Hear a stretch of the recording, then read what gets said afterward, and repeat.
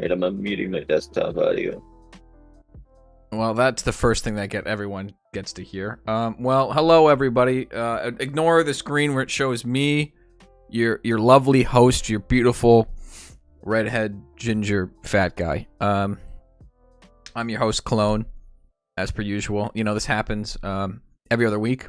It's been happening since the last time we did this. Definitely every other week. I have with me our lovely co-host.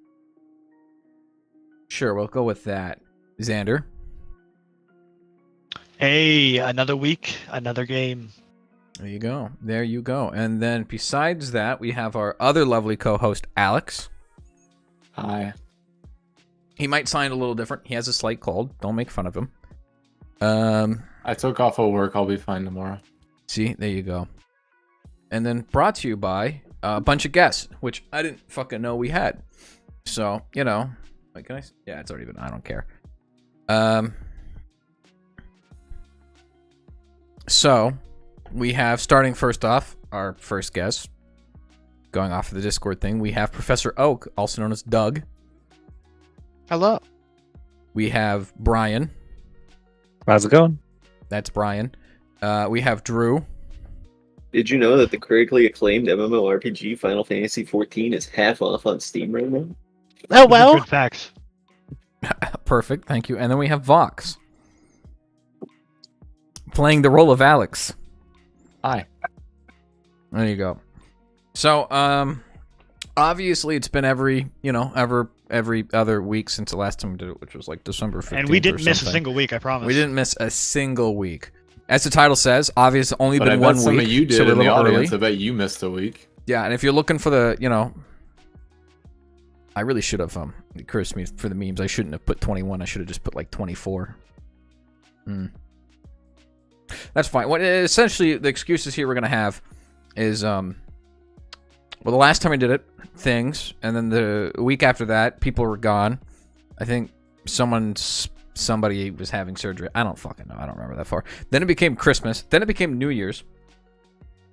And then January happened. And here we are. And yeah, we got the Professor Oak. I also need to unpin this now. Yeah. So here we go. Here we go. And that's the podcast. You know, we're how long has it been? Been 7 minutes, and there you go. That's the end. Everyone clap. And that's the whole podcast. That's the whole podcast. 7.5 minutes of introductions, and that's it. Oh, that was like We're killing 5 minutes of silence. Guaranteed. I gotta fucking Well, go back how for that. about we do a So when do we start? how about we do a do vote? we Do we want to start with start? video games or do we want to start with anime first? Any takers? Nah, no takers. All Let's right. go into anime. Anime it is. So man. Chainsaw Man is getting a movie. How do you guys feel about this? This is about the most up-to-date information I have on anime. Where does it take place? I haven't actually seen it. I'm bad. I'm a bad weeb. You haven't seen Chainsaw Man, or you haven't seen? I've seen Chainsaw Man. Where does it in the story? Do they hint at where it's at? I don't honestly know where they're gonna be doing for the movie. I think it's the Reze arc, Okay. but should be okay. Yeah, should be dope. I'll see it. I'll probably go see it at the theaters to see it. There you It's go. awesome. I probably want to see it in the theaters, and I'll just wait for it to go on stream. There's something special about going to a theater with a bunch of other like super sweaty weebs in your local area. See, I would agree with you. Enjoy. But every single time I've watched an anime movie, it's typically, the only exception to this was the Konosuba one back in, what was that, 2019, 2020? No, it would have been like 2018. And that one was pretty full. Do you remember that Psycho-Pass? Yeah, movie exactly. I was we going to went say. through? Then I No one was watched there. One Piece Red, and I want to say there's a total of 4 people, including me and my brother. And then I watched Psycho Pass with Drew and his girlfriend.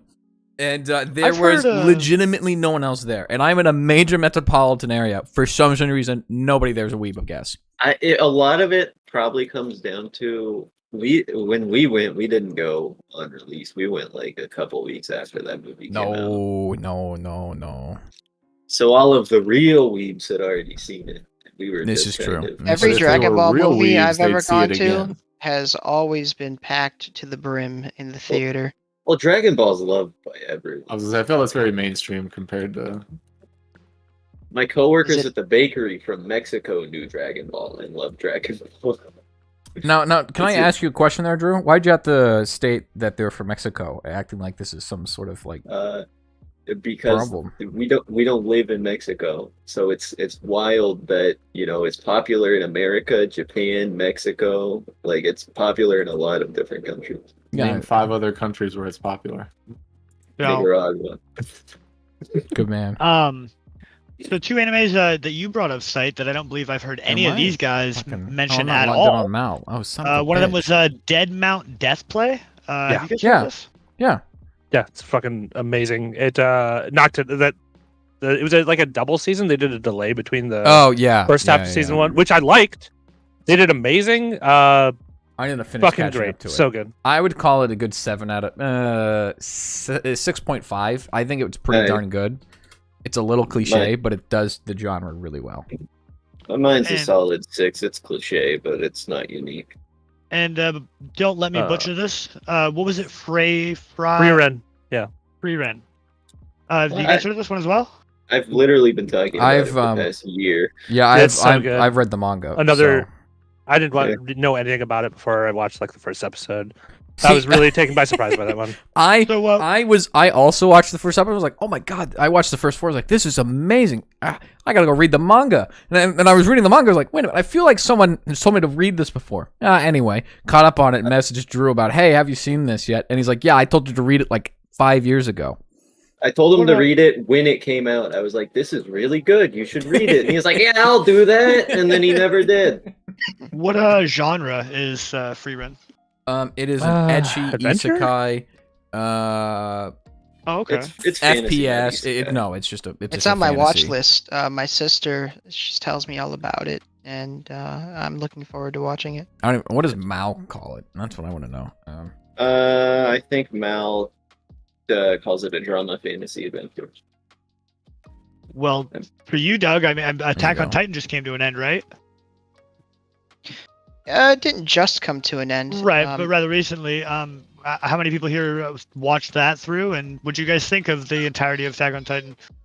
It's I bad. felt personally from my end, it felt like a lot of people were talking about Attack on Titan, and then when the ending came out, just 90 degrees downhill, nobody talked about it.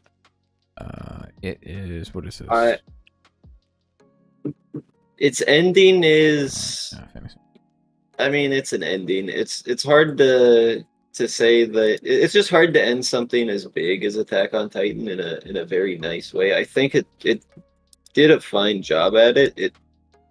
A lot of the reason that I don't talk about it is because it was final season part 4 or whatever. Like, Oh yeah, the it reason just- why I stopped watching it. I was gonna it watch started it. to feel dragged out for Yeah. a final season.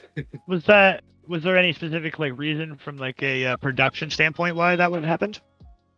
No, Absolutely. I think They wanted to do it justice. no. I was they rather no. pleased with the way that they had gone about it. they were matching the manga very well, and But Which they is weren't nice. having issues, right? They chose to do those. no, segments. there was no production issue. It was just they chose to very closely follow the manga, so Okay. it took longer. From what was my that- very ignorant perspective, it was a very loud finale. Doug, Tristan, and Katie may or may not have watched it at 4 a.m. when I was trying to sleep. That's Oh, amazing. that's Yeah, I fantastic. haven't watched the At final least one of those season, aforementioned 3 was crying during the end of it. I will leave that up to your imagination. Yeah. Okay, so Doug, gotcha. What other animes are really hot on the presses right now, boys? Oh man, JJK we just completely finished. skipped That was Winter too, awesome. didn't we? Let's slow it down. I slow it like down. where Fall. JJK ends its season, and once it catches up to the manga, it's going to be incredible. I'm really big on solo leveling this season. If Oh, you're huge. looking for another action fantasy, Oh, just oh, another let me crack action my fucking knuckles. shonen. It's incredibly good. Okay. All right. Sell me on it. Considering so far, I think it's equivocally mid. Equivocally mid. Unequivocally mid. I think it's pretty. Now mid we started so the far. podcast. Oh I've been my waiting God. for someone to bring us Soul 11 because so far these first 2 episodes, I've not been impressed from what I've I mean, been. they gotta set it up, man. It's the Whoa, rule whoa, of whoa, whoa, three, whoa! We Ryan. give If it. within 3 episodes. We you're give it bored. 3. If it don't do shit this week, Drew, we're gonna have issues. I'm gonna drop it like a rock in the fucking sewer with you attached to it in the goddamn Willamette River. Man, this guy, you hate Solo Leveling. You Was- don't like it. So Was far, Solo my Leveling biggest highly issue with it- anticipated? yeah, it's been hyped up Yeah. for how many years? Yeah, 2, it- 3, 4, 5, 6, 7. If I recall, it is Korea's biggest manhwa. It is, yeah. I Yeah, bet you it's if I were to literally read the it, biggest Korean manga ever produced. it would be really, really good. I think reading it's probably going to be a lot better, and I'll have to try doing that. But right now, my problem with it is it doesn't set it up correctly, in my opinion. The first episode really didn't do the main character justice. It didn't really introduce diddly do. Second one, it introduces you to the world slightly, but I feel like for something as big as this is either it's setting up to be a very long-winded show, like it's going to have 24 episodes, right? If it does, then I'll eat my words. I'm going to guess it's going to have 12. Well, actually, you don't want to. It has 12. It's going to have 12. And it's going to get through about 2 seconds of the thing, and then it's not really going to set up anything. And then I'm going to need season 2 to fully understand Yeah. stuff. Yeah, you're gonna Yeah. probably need season 2. And so at Is that it- point, regretfully, I've hit the age of my life where I'm like, instead of dealing with that bullharky, let's go read the manga. Is it following the manga? True, like, is it being true to the manga?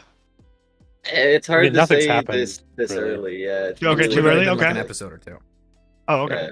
We're Um, for this anime season, we're only 2 episodes. So last time we all talked, one thing that was really major, well, maybe it bugged me a little bit, but one thing that was really major to talk was the vending machine anime. I did think that I season- dropped that. I dropped Did that. you so really? quick. You Yeah, dropped it was that? terrible. It was amazing.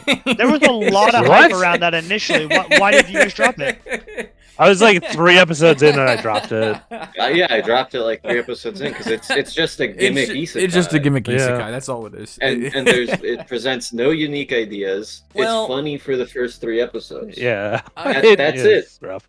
It's like it turns into like a standard gimmick isekai that doesn't present any ideas that are really worth dedicating time into watching. There's so many other anime I can go watch instead of this season's gimmick.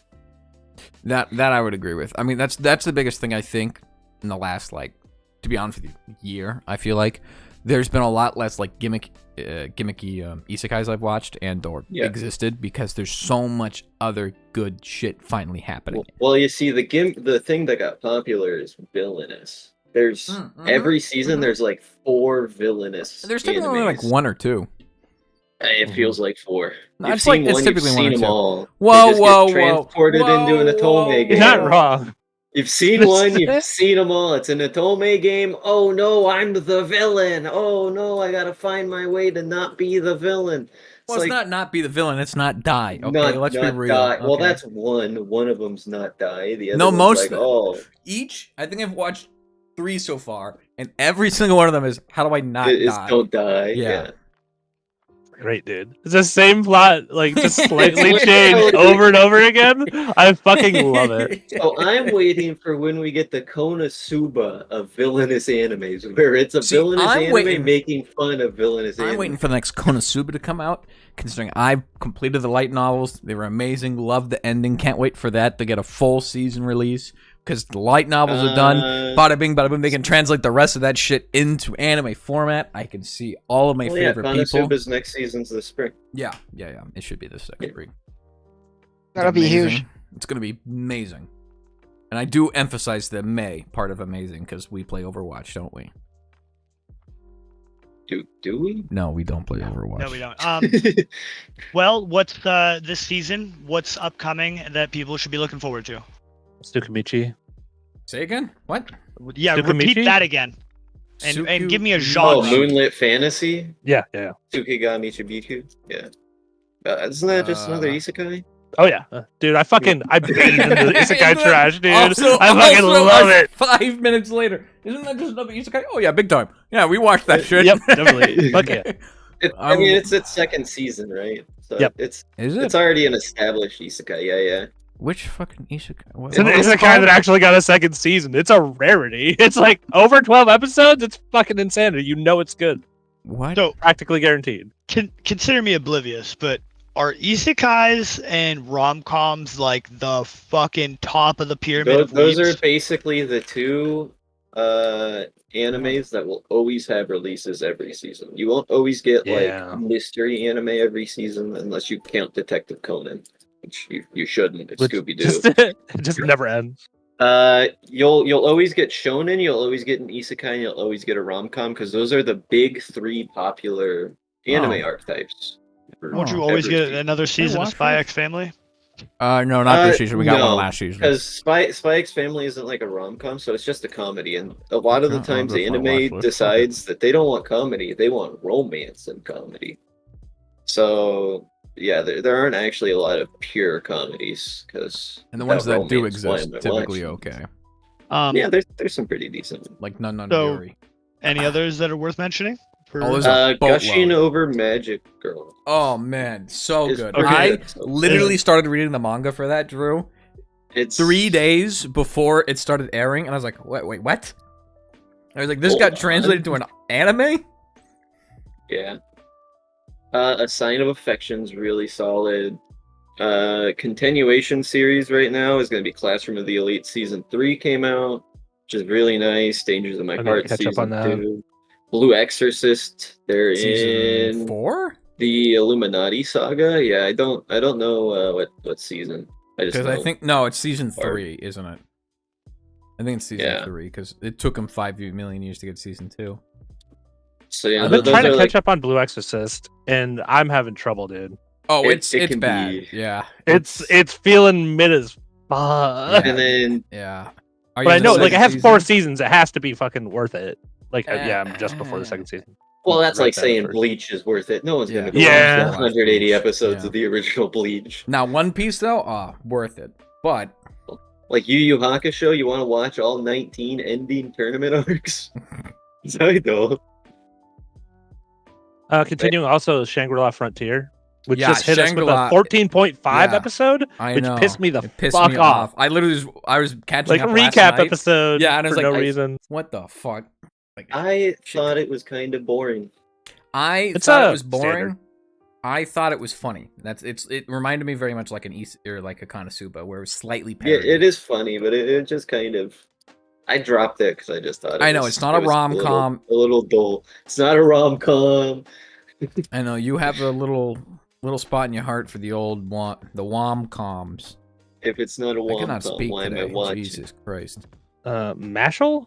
Is Mashal's- Mashal's continuing? Oh, Magic and Muscles. Yep. Yeah. It's coming out. Which is just fucking that other. It's what's that other anime that it's a copy of? Fuck. Harry Potter. Oh, Black Clover. Yeah, Oh, it's Black it's Clover. pretty much Black Clover. Yeah, It's pretty much Black Clover. I'd like to think it's Black Clover if it was a comedy, and they understand Yeah. they're not taking themselves seriously, so it's perfect. So, yeah. What else? yeah. What else? Delicious in Dungeon. I'm glad we're Mhm. looking at the same Mal. Bottom tier Studio character. Trigger, baby. They don't miss. They don't miss. They got a good one. Can't wait for that. Bottom Yeah, tier season 2. character. Season 2 is coming out. It's My personal Kind favorite. of nice. Now the next Hokkaido one. guys. Have you seen the first episode? Of course I have. It is so good. It It has has a the word 7.36 gal on in Mal. It is amazing. Fuck Mal. Fuck these people. Yeah, Mal don't know what a 9 out of 10 looks like. Oh, look Is at it the Danger. user Danger's rating not on even a Mal, 10 out or- of 10. It Is has that the Mal gals in user it. rating? Yeah, there's a user. I need to log back Oh. in because apparently I'm The not Mal logged in. user rating usually seems pretty decent. Usually. Yeah, Um, usually we're just Usually being we're biased. very yeah. I mean, here's the thing, right? You have Hakata Gal's getting 7.36. My instant death ability is so overpowered. No one can. I'm not going to read the rest of the title because I don't even know. It has a 6.55. You want to talk about that? I think there should be a law put in place. Your anime name cannot be longer than 10 words. I think Okay. there should be a law put in place that you can't just give your main character an overpowered ability and try and make that unique. But then how would every overpowered isekai make it? I agree with both those sentiments. So let me tell you about my favorite anime from last season. My Daughter Left the Nest and Returned to the S-Rank Oh, Adventurer. you like which that one definitely doesn't too? match either of those, right? I fucking hate the fact, like, okay, that storyline was so good. The animation quality. I don't know what studio did it. I just wish they did it better. They did not do that justice. I fucking loved that show. I think it's unfair to try to limit the name of a show, especially because the medium of anime is primarily Japanese, and you communicate a lot more with a lot less in the Japanese language than you can in English.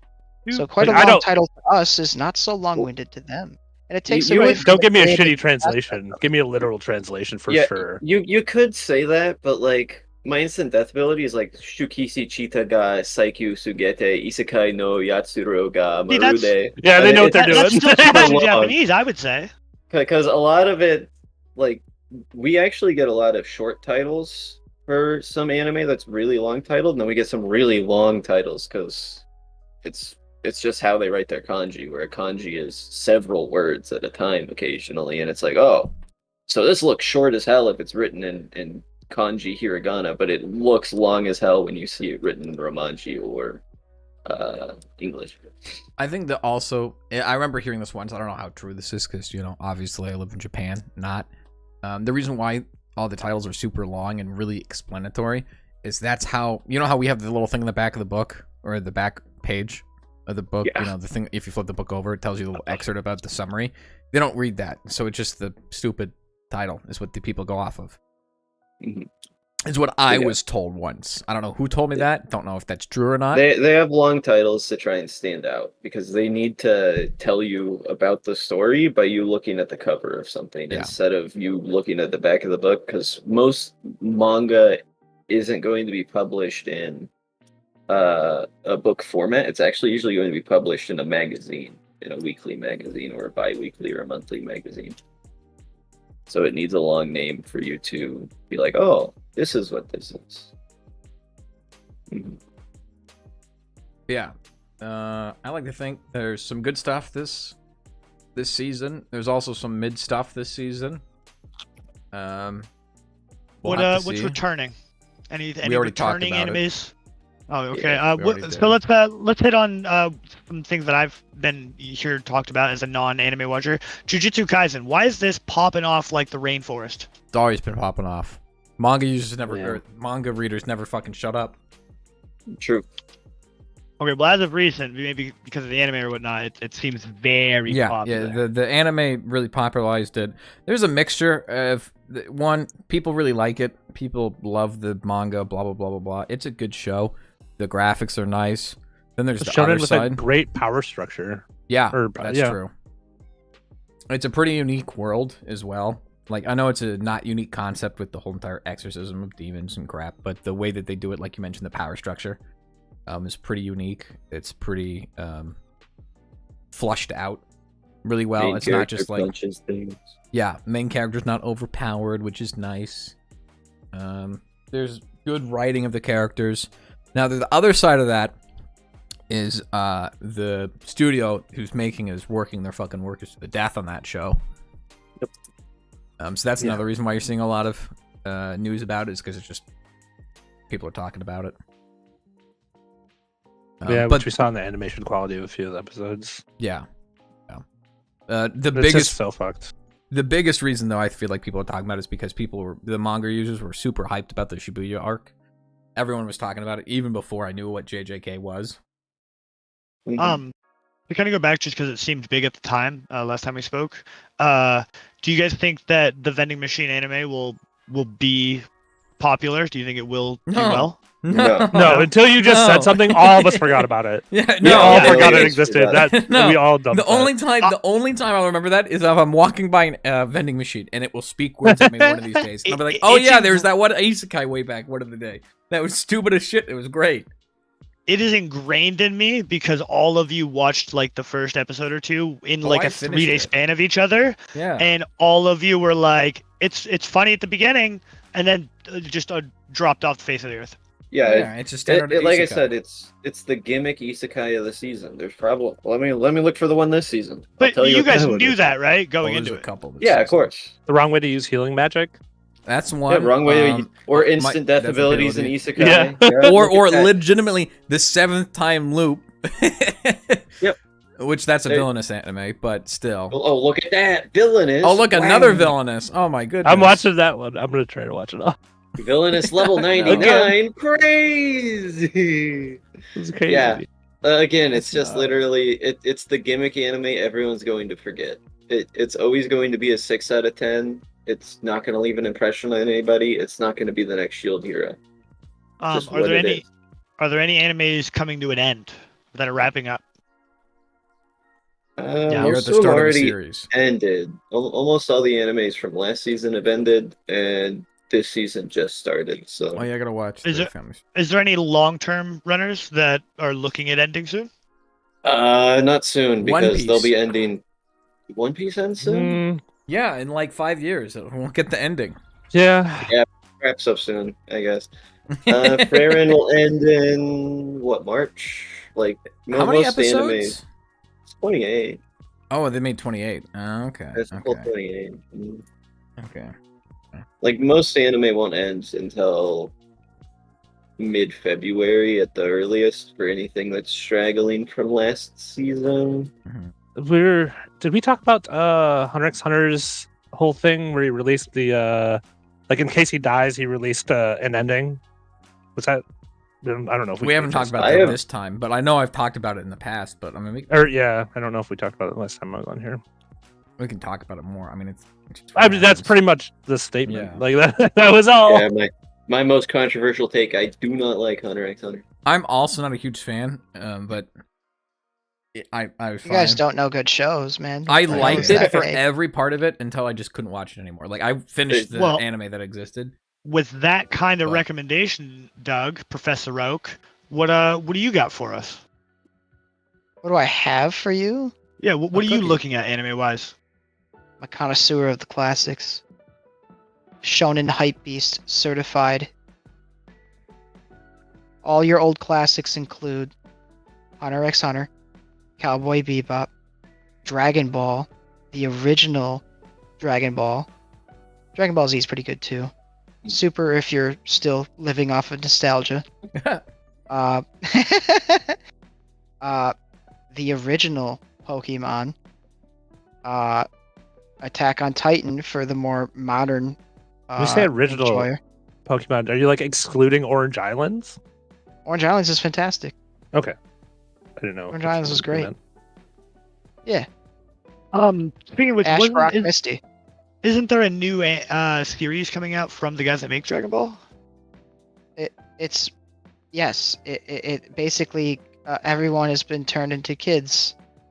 They're pulling a Baruto. Well, no, because it's all still the same people. They're just kids now.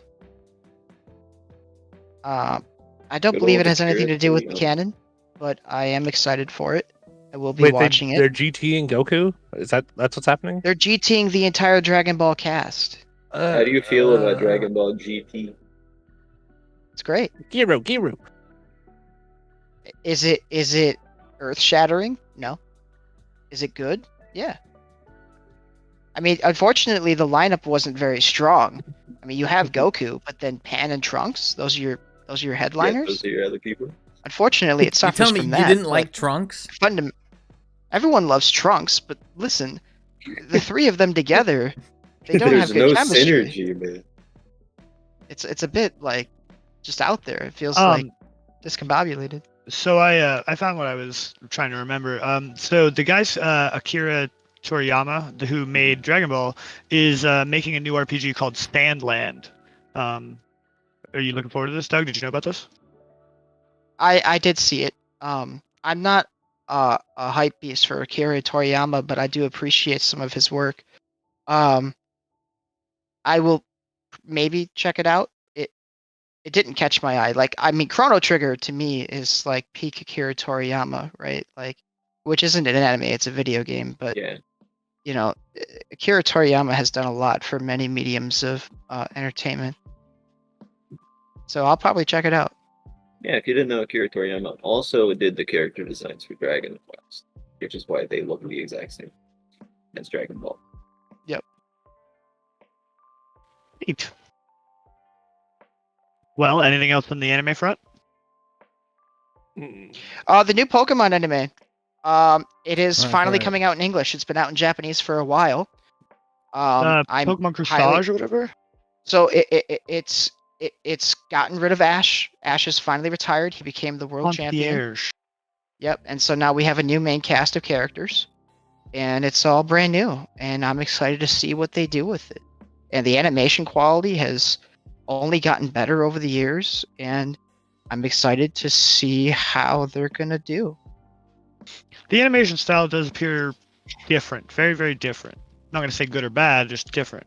Oh, dude, you should see some of these fight scenes that they have, and the expressions, and how they personify these fictional creatures that we call Pokemon, right? They just sometimes it's so good to just feel good watching it, knowing that it's like an innocent little show, right? And then, sometimes you get attached to them. I mean, how many people here when they were kids got attached to Pikachu, right? Like, he's iconic.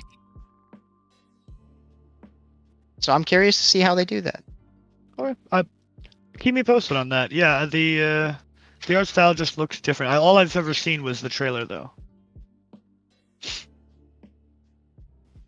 See if I could find a date when that's coming out. Yeah.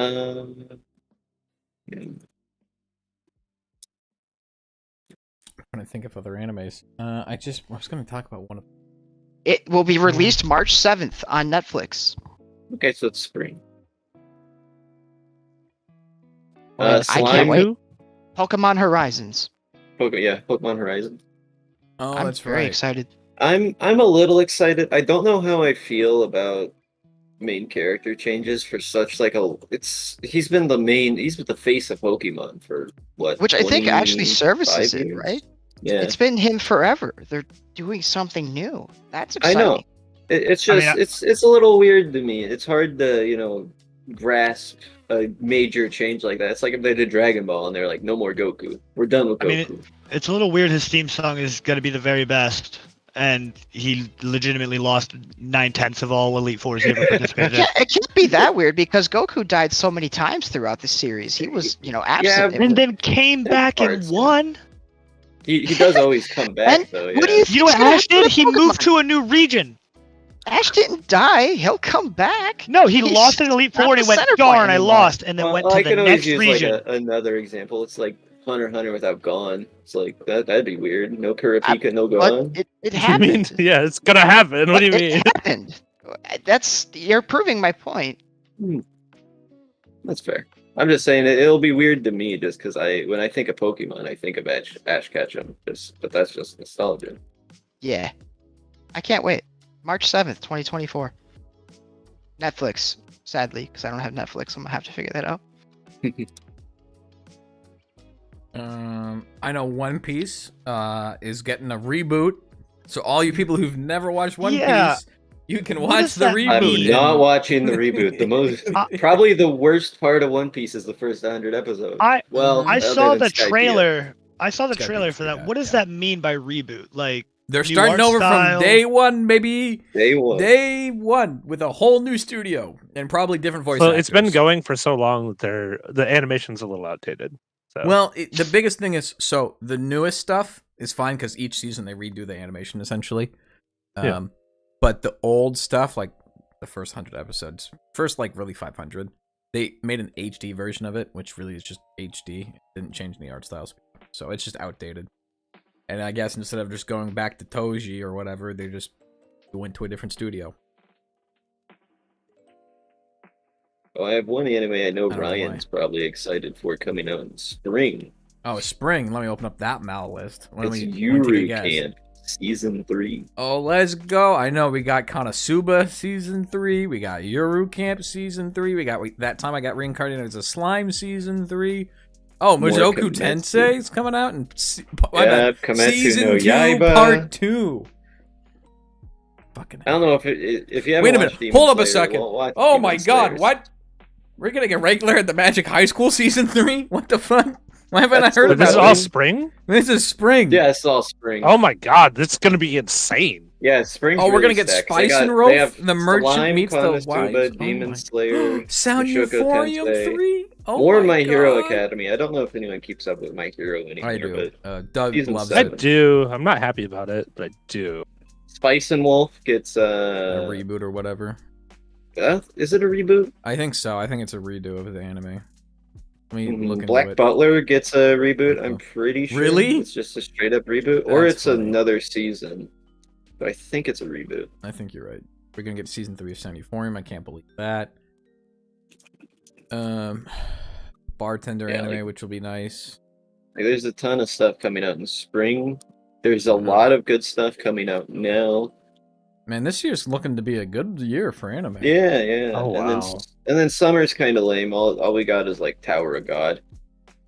Yeah. Tower of God. Looking Wait, forward to that. that got a fucking forward to that. reboot? Ugh.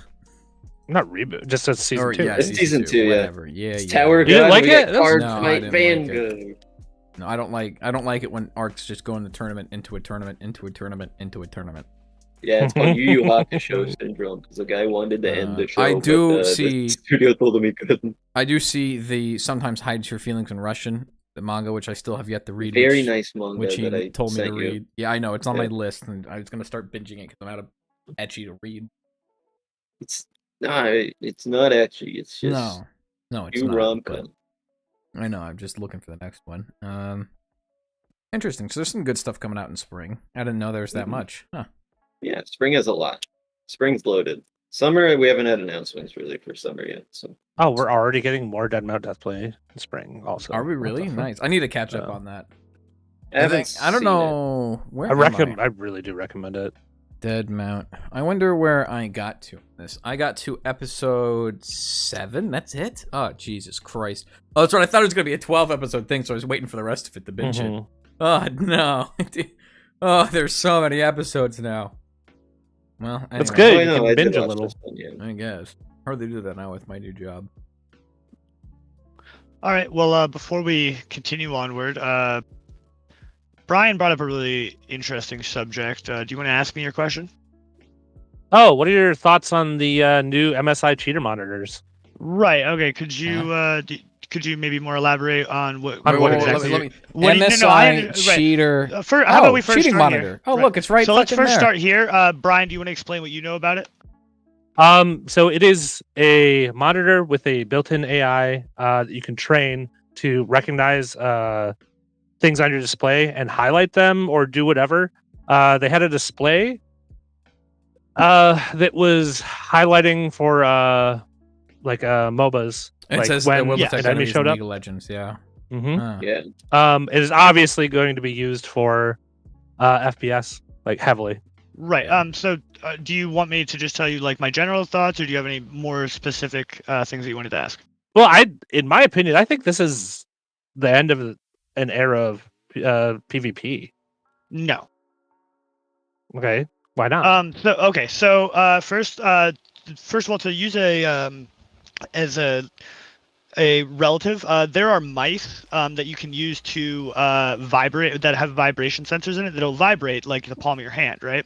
And these were in Quake, which I'll use as my example because you know I'm a Quaker. People were using this to time items, so they could scroll their wheel down, and then in 25 seconds their mouse would vibrate, giving them the answer of the item is coming up or it's about to be up, whatever they could set it to. And that was one step to kind of a relative feature that we'll get there.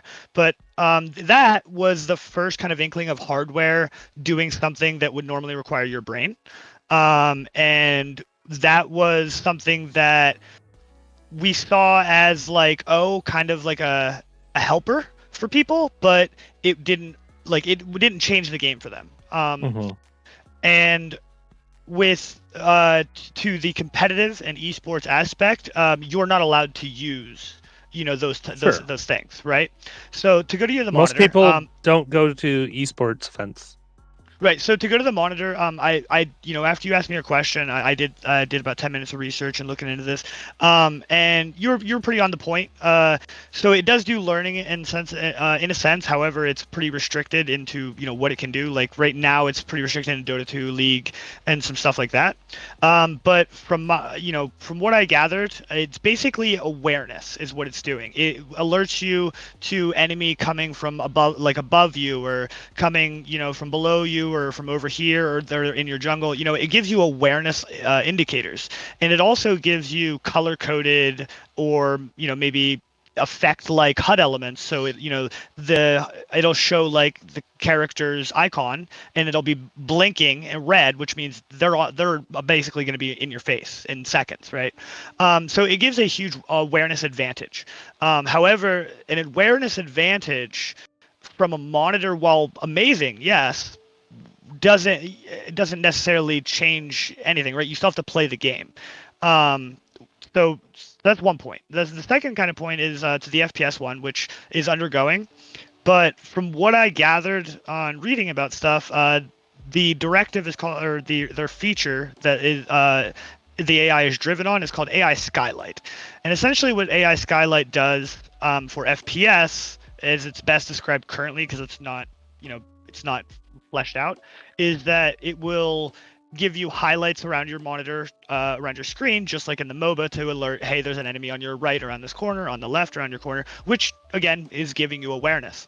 And what it appears to do, on a side thing that they've kind of discussed, what I read, is that it will also alert your crosshair to when you are looking, like it'll alert your crosshair. This is what I read. I don't really understand it, but what it said is it alerts your crosshair and gives like colors, like maybe your crosshair or glow red or blink red or whatever, to the threat level of an enemy. Now I'm not sure how it dictates by seeing two enemies and dictating that guy's a bigger threat, other than like this guy has a pistol and that guy has a rifle, and even then that doesn't really correlate, right? Like the guy with the rifle versus the guy with the deagle.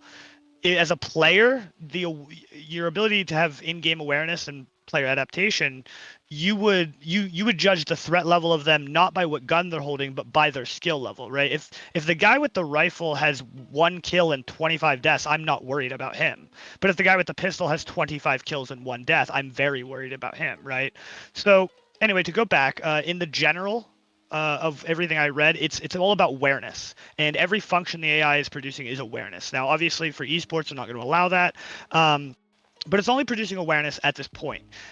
You may be onto something, like what you said. Maybe the fall of PvP. Maybe in the future, if this gets more in depth or more crazy. But as of right now, this is more of for someone who is lackluster in awareness or something. It would push them up to having all the HUD elements, to basically give them the freebies of a pro level awareness level, or even maybe beyond that. But I don't think this is enough quite yet. I think it is riding a line, but I don't think it's crossed that line yet, because just having the awareness isn't going to really change much. Like in an FPS, that's huge. I disagree. It is, but in an FPS, just because you know where the guy is, you still have to hit the shot and land the shot, right? And you still have, like, you can't come running around 5, 10, 15 steps. You're thinking mostly in tactical. So think about it this way, right? Think about the most popular FPS genre. The arcade shooter, Battle Royale. the Call of Duty. The Call of Duty, exactly. Yeah, that kind of stuff. Right. A lot of that, for example, Battle Royale, is finding the enemy. .cross-T. And that's if you can find them. Here's why I didn't use Battle Royale, is because there's no indication of the AI using or being able to use any elements of an FPS without a minimap. Xander, what I believe we're talking about is behaviors. Talks about that is true. But what I was going to say is this is just the start of it, Xander. As in everything else in AI, once one thing starts, it snowballs down to the navigability. But we're not talking about in the future. We're talking about what it can do right now. Right. See, when I have these conversations, I always think about what it can do right now, but that doesn't exist right now because we only have seen a demo on it, so we don't even know. And what like it I can said, right, like I said, he is on to something that in the future, we are on the edge. This does look like we're on the edge product, but I don't think we've crossed that edge just yet. I do believe everybody here is thinking the same thing. You're right. In the future, this could very easily it's not even a question. It's going to happen. It is going to snowball and get crazy. You're talking about beyond pro level awareness, or beyond what is game sense, or beyond what a player is capable of. Now you're entering a whole new world of what is really cheating, right? That's essentially wall hacks, or aimbot. That's the level you're reaching with this. Now when we get there, that's a whole new ballpark, but I'm only addressing it as it is right now. And from the elements that they have talked about, it doesn't even run off of a system of, like, if you see an enemy, it doesn't place an icon on them.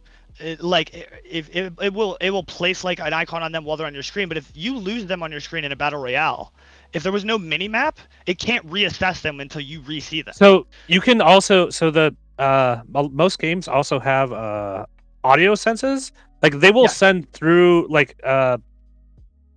they will send audio through your HDMI into your monitor. Yes. I will say, and that is information for the AI chip to pick up on. Okay, so I didn't, unfortunately, in my brief research of it, I did not find anything related to I saw different elements about the monitor having AI audio stuff, but I didn't see anything or any talk about the AI. What it can do different for sure. Like what it can do now isn't that worrying. So, right. That's what I'm saying. Is like I said, we're on the edge. Is that MSI released their statement that says when the monitor comes out later this spring, they will be releasing a PC application that allows you to train it to recognize health bars, enemies, and other on-screen features. That's not... So you're removing awareness as an actual element in exchange for money. You're just paying to win. Yeah. You don't have to learn a mechanic anymore. Dude, not even for not FPS. I would fucking love that in like, ARPG, like a hardcore game, just for my screen to yell at me when I'm about to die. RTS. Oh, I don't have to scout the map anymore. My AI is going to scout the map for me. I don't have to do that anymore. I'd like to chime in on this. Good. To me, I kind of lean towards Xander's opinion, because what sparked that opinion in me is actually World of Warcraft. Now, I know that it's vastly different than a FPS shooter, but I think that I agree in the same sense of its functionality.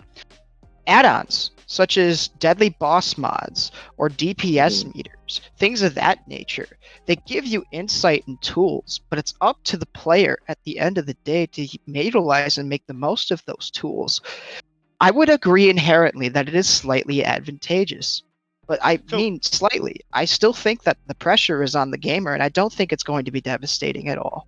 Right. So let me. There's one genre of game that I don't like this in, and that's MOBAs and RTSs. Any strategy-based game where you need awareness, you just took away that big step. So a big one would be RTSs, especially because from what I've read, there's a heavy implementation on taking the minimap and producing it into HUD elements for your face to see without you having to look at the, And so in an RTS, it is very scary to think about, especially because just the idea of, say, I scout and I saw the building going up, right? I saw that building going up. The AI is going to keep that tagged for the rest of the goddamn match, right? Yeah. That has a long-term impact. In an RTS, that's a real-world thing. So going back, canceling the building. Yeah. So right. So go and see. There's another issue: is the AI wouldn't know if you canceled or not. So could the AI kind of hinder you, right? 'Cause it would say that it knows that, but you as a player might know otherwise. You know that they canceled that building because of experience and strategy and whatnot. Mm-hmm. So now that held element is there and it's wasting space or whatever. Anyway, to go back, on a low end, if we're talking about low level players or even medium level players, this is a huge thing. And when we're talking about very average level players, when you get to just real quick, when you get to higher level players, if I give a player like you, Brian, if I give you walls, you're not going. It's still not. You might get one or two more kills, but you're still not going to win the game. I'm still going to out aim you, out move you, out position you, all the other things, right? So that's the key element on a higher level. Why I don't think, to your initial question of why to lend PvP. However, on an average day-to-day basis, the 90% of the time, this can have a real impact for the average player and real impact on, like you were saying, awareness. For someone like you who's not an FPS player by average, AI force feeding you beautiful colored HUD elements with indicators and stuff is a drastic thing. I mean, it can revolutionize your gameplay of awareness essentially. On an average level, is it going to make me go global? No. Is it going to get me out of silver? Yes. Yeah, For monetary value. I don't It's necessarily think that's always going to be the case. So it's more advantageous outside of the FPS genre for low level players, and that's my whole statement on it. Is it's in FPS, I don't think it's all that revolutionary. You're sure they'll show you the enemy until it processes a little more and it can understand tracking a little better. It's not as big, but outside of FPS, it's disgusting. We can all agree right now that where it's going is very scary, and where it's going is going to cross a line, and it's going to change things for sure. As it sits right now, we can stay here and debate, but like I don't think in an FPS it's going to really change too much. To your thing about getting out of silver, is it going to get you out of silver? No. Is it going to help you get out of silver? Yes. But even if all the awareness and HUD elements are there, if you can't land your shots, if you can't play proper position, if you can't play the game, it doesn't really matter. Yeah. And to an RTS standpoint, even if you have all the awareness and HUD elements, and you have all this free information that this AI is trying to force feed you down your throat, it is not going to help you out micro a guy who knows what the fuck he's doing and how to send in banelings and how to flank in banelings and make paths, how to shut off his bridge and stuff. So the reason at the very beginning I brought up the mouse that vibrates in your hand. This was a thing in Quake where people were using mice to time items and it would vibrate your hand to tell you when the item was coming up. This was something that was kind of frowned upon, but it was probably about a month, 2 months or so before it kind of fell into place where we realized you couldn't actually tell the difference between a guy who had that mouse versus someone who was at a moderate level. You are right. It did kind of give them a push up, right? An extra buffer of skill on top, but it didn't drastically change them or vastly improve them. And so in its current form, I think this remains kind of like the mouse. I don't think this is making any major impact, but just like we've all been saying, I 100% agree. Where is this going? We all know it's going to snowball, and like you talked about with audio elements, if it's able to take in audio elements, able to take in, the 1 pixel, right? Your mini map in an RTS or something doesn't always record 1 pixel sightings. It has to record, you seeing a quarter of the building or something. So if you only see a pixel and the HUD tells you, hey, you saw this entirety of this building, now we're really stepping up the game, right? And adding to a level of awareness that a player normally would not have had. Where it's going is going to unlock a level of awareness, and I think really buffer a skill level. However, I think at the end of the day, it'll be kind of, I think it's not really that much different from if we go back to the days of people playing with a bunch of optical mice and then guys with coming in with 144 hertz monitors and 1600 DPI. Like, it was such a technology advance, it was almost like cheating. However, this is a lot more direct about it and a lot more in your face about it. So in its current standpoint, I'm not too worried, and I think in any genre, even a MOBA where it's telling you where these players are coming from, sure, it'll help you, but playing a MOBA is hard enough. Choosing your items, getting last hits, the AI is not going to do that for you, and that's really what makes a player. But when you get to the point where it's able to record elements through audio and visual that you weren't able to know, then we come to then we can revisit this conversation, and I'll have a very vastly different opinion. And I am very curious to go to see where this is going. It is a very interesting topic that you brought up. I have many things I want to say. Yeah. Do it. Yeah. The first, and I'm all the things I'm going to say are looking at it right now. I'm not looking in the future. I'm not looking where it's going. Mhm. The first one, very minor, very trivial. It's going to be expensive. How many people are dropping $1,200 on a monitor? Not a lot. Not a lot of people. So You're paying for an advantage. That's the minor detail. It's not going to be super prevalent all over the place. Real quick, I do want to say this though. It is, aside from the AI though, it is actually a nice monitor. It does have a lot of nice things. It has good response time. It's 240 hertz. It's a little big for me, 32 inches at 4K, but it is a good monitor. So I then think they're all packing, glossy right now. what? Sorry. I think they're all glossy right now, unfortunately. Oh. Okay. But yeah, as it stands, they are quality good monitors. So them attaching this AI onto it is awesome, but it's not without a quality monitor behind it, which Yeah. I think is worth noting. Anyway, you Yeah, continue. I still don't think it's a $1,200 monitor, but anyway, that's the minor thing. Secondly, I want to agree with what Xander was saying, or I don't remember if it was Xander or Brian who made the exact point. Yes, something like this may help you improve your skill rating / ranking in a game. It's not going to make you the better player fast enough to help you when that skill rating or ranking improves. It's like if you buy an account that's been boosted, you can queue into a game at a higher rank, you're going to get your shit pushed in. It's The number next to your name or the rank next to your name is not going to magically make you better, regardless of how you earned it. in an overly simplistic way. I kind of see it like going from a shit $50 headset to a $300 real headset with an amp. Now that's a good point, because when I played COD on console, you could tell the people in the Search and Destroy playlists who had a, gamer headset back in 2008. You could tell who had the ability to hear footsteps, and that was night and day. Yeah, for sure. So technology is always going to push the boundaries of what's capable, and that actually kind of segues into the last thing I wanted to say, which is we've pretty much established that in an esports scenario, this technology would not be allowed. Correct? Right, you're not going to be allowed to use it in a tournament. In an online environment where we're looking at I'm going to use the term casual to represent not esport, not professional. We're not talking about going onto a third-party platform like people Face not It. grinding to be the best. Right? People who literally just get on play the and game. they want to play a game with their friends. Yeah. If someone that you are matched against has this technology and it gives them some kind of advantage, I'm not going to worry about the detail of what advantage. Are you going to actually immediately just say, "Oh, I know he has this monitor, and that's the reason he's"? You're not going to notice. You're going to say, "Oh, he's better," and you're going to move on. And that's kind of like the point I was getting at, and I don't really know how to best put it other than a buffer. It's essentially a buffer for awareness, and for someone like Brian, who's not an FPS inclined person, it would be a very, very big buffer of help and great awareness help to him.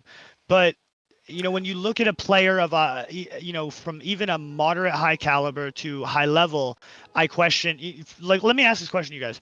If I took a high level player in any FPS genre, okay, if we take tac shooter, we take, hero shooter, whatever, would this have any benefit to a high level player with quality audio, quality, mice, good experience, understanding of timing and strategy? So I ask you guys, would this impact them or be helpful to them? I think there could be a case for something where it might help them, in the same sense that a player who is good, and I'm using Counter-Strike because it's the FPS game I enjoy the most, in the same way that a player that goes into a private server, it's not back secured, and they just turn on something that lets them see through walls, and they realize, oh, this is how I can figure out where I need to aim before I come around the corner. You're cheating. You're doing things that you're not supposed to be able to do in the game environment, and it is teaching you something. So from that perspective, I think there's a case that a good player could benefit from the technology. Now, in the middle of an actual match, I don't think that it's going to. I don't think this suddenly a god. I don't it's think not this word impacts EXE. FPS as much as it impacts other genres. Right, but let's kind of touch on that though, Mars. What talk to me. Where do you think this impacts the most, and to where you believe that is? Do you believe it would impact a player of a high level?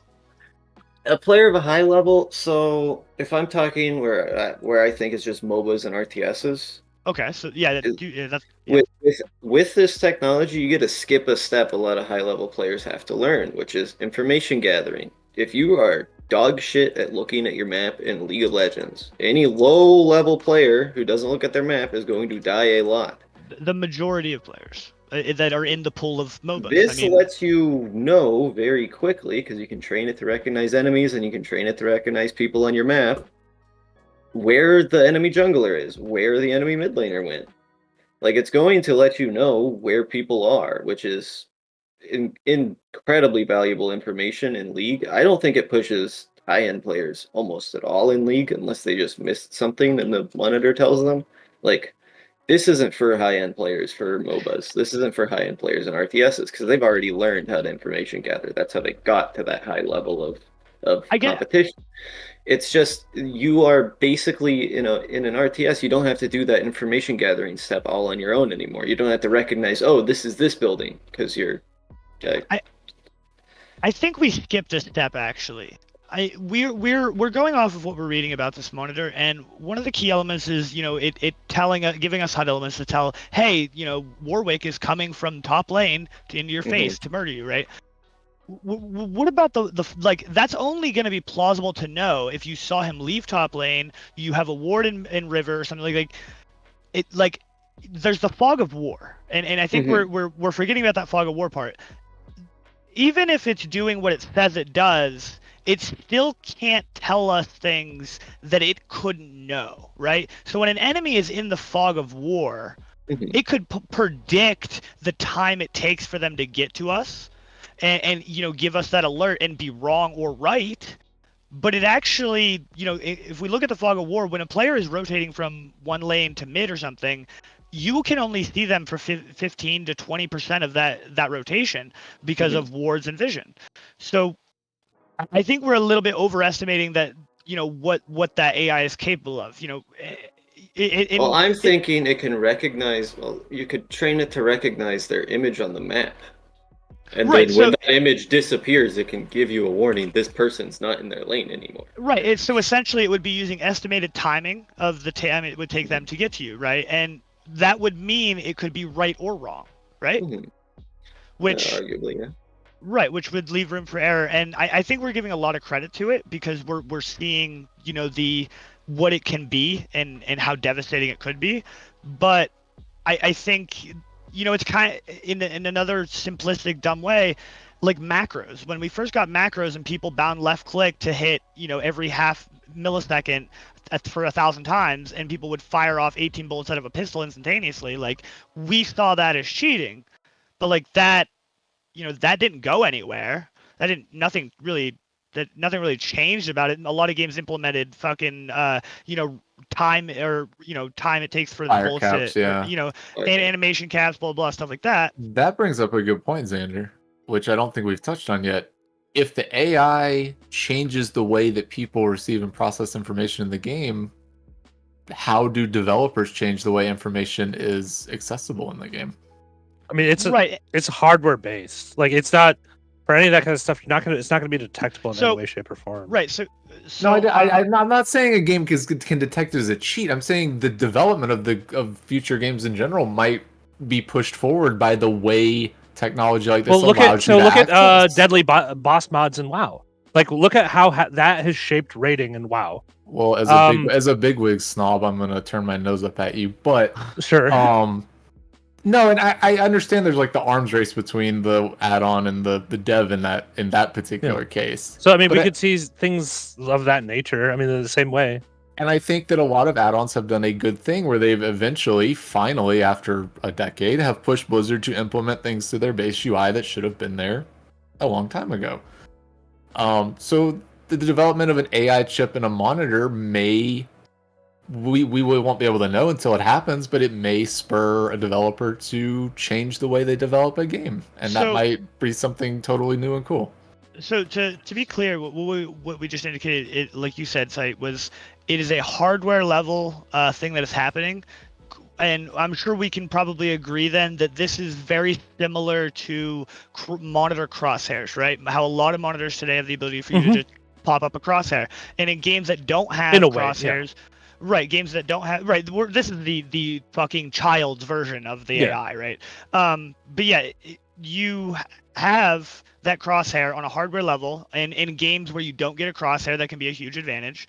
And in games where you don't get a crosshair while you have the sniper out, it would allow you to no scope and stuff. even with this in place, like this type of element in place, we've never been afraid or we've never, said having on-screen crosshairs is the devil, like, or cheating or whatever. Like, it never really, like, it's never really come across. Like, we know it's there, and we've always known about it, and we know that people do it, and we do consider it a little cheaty in, like, those games where you're not supposed to have a crosshair. But none of us really batted an eye, right?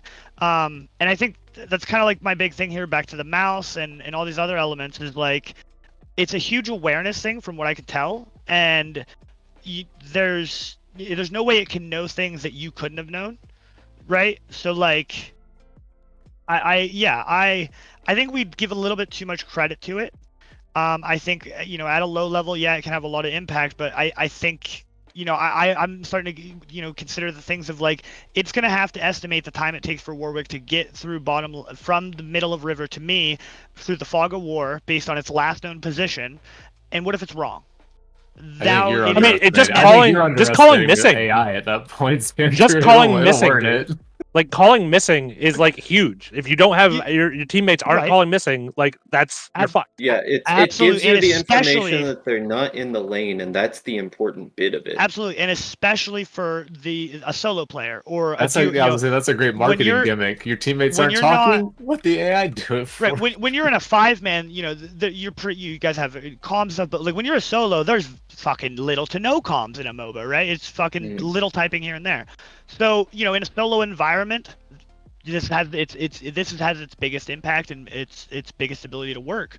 But even in that environment, it's got to make estimations and stuff. So, and the idea that comes to mind is, imagine you're pushed up in mid, and the AI is telling you, "Hey, I saw Warwick coming up to mid. You need to get the fuck out of Dodge." And you go back, and you realize Warwick is turned around going bottom lane. And if you thought about it, you realize he wasn't coming to mid. It was the timing of him grabbing the ward fucking minion in the middle, in the river. Scuttle, thank you. He was getting Scuttle, right? So, like, this is what I'm talking about. Like, the AI could be wrong, which could lead to you making a mistake you wouldn't have normally made, right? You would still be there hitting the tower, gaining XP, pushing up, blah, blah, blah. But rather you fell back. Now you didn't do as much damage as you could have. I would actually argue that is always the correct play. If you're pushed up like that and you saw their jungler in bot side and you haven't seen him since, you're resetting. If you're not resetting, you're doing the wrong thing. You're being greedy. Right. I'm just saying, right. It's so a bad even example. then, even you're if you're an way, example, right. Let's be clear. Let's be choice. clear. You're a way better league player than me. I am not a league player. So I understand it's a bad example, but my point remains that it can make mistakes, and it can lead to what is not the same or the optimal thing that a higher level player would make. So going back, I see it as this is like the mice, alarm vibrating and telling you timers in Quake, or having a really good headset with an amp. It's essentially a handicapper or a buffer for awareness. And for someone who is not, we were talking about going into a game for your first time, it is a huge thing, right? This is fucking big. But when we talk about with experience involved, I don't see it so much anymore as being a huge issue. Now, again, we're talking about current state. I don't see it being too much of a thing anymore. Now, that said, I want to go back to you, Brian. Now that we've just talked about this, what are your thoughts? And what genre do you see it being the worst in, and how do you perceive this? So I see it in my opinion, it'd be the worst in, like, long distance shooters like Tarkov. I mean, you're not going to see everything. I mean, if you had an AI sufficiently trained, spotting a pixel moving weird, I mean, sure. But, like, so in games that I play, like action RPGs, high level play, for hardcore play, it would be insane. I mean, just having a monitor being able to call out a detonate dead in Path of Exile, which is, like, the #1 killer of every really high end hardcore player, would be just huge. Right. Okay. I understand what you're saying, but I am not versed enough in Path of Exile to truly understand what that means.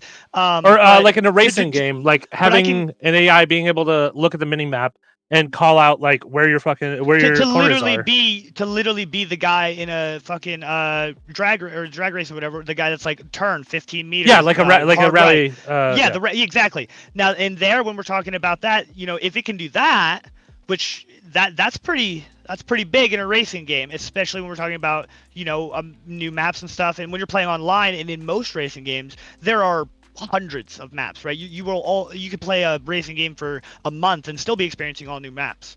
So yeah, in a racing game, I see high relevancy here, but to that point, I would lean on, again, back onto the experience and skill level thing of, even if you know that turn's coming up in 15 meters, you have to correctly brake, turn, accelerate that turn, right? Sure. It's not like a pay to win. Right. It's not spin bots. Right. But it is pay for an advantage. So you made the same point that was made earlier, and I think it's probably the best point, is the long range. When we look at I don't want to use Tarkov because I don't know it that well, but like PUBG, Fortnite, these long range, big, open shooters. You're right.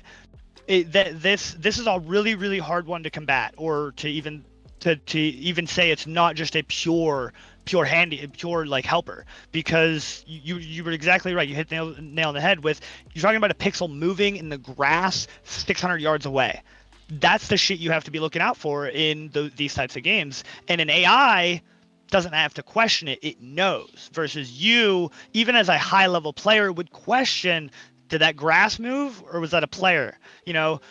When you're dealing with such long ranges. So that was one prime example that's been brought up twice.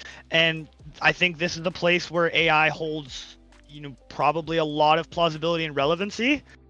And I think it becomes a question of, how does that work? Because, like, going back to the fog of war thing, if it sees an enemy and it tags them, if it loses, if you lose track of them, wouldn't the AI lose track of them, or eventually, like, how long can the AI track for? Just for sure, but just the knowledge that they're there is huge. Exactly. Tactically, that's huge. Absolutely. And I cannot argue in that scenario that, like, that is the purest example. The long range big shooters, you're right. We're talking about basically the purest of advantage. Something that can literally have a HUD element to tell you, hey, that pixel moved, it's a person, I fucking know it. Like, that is, you're right. I can't combat that. That's big.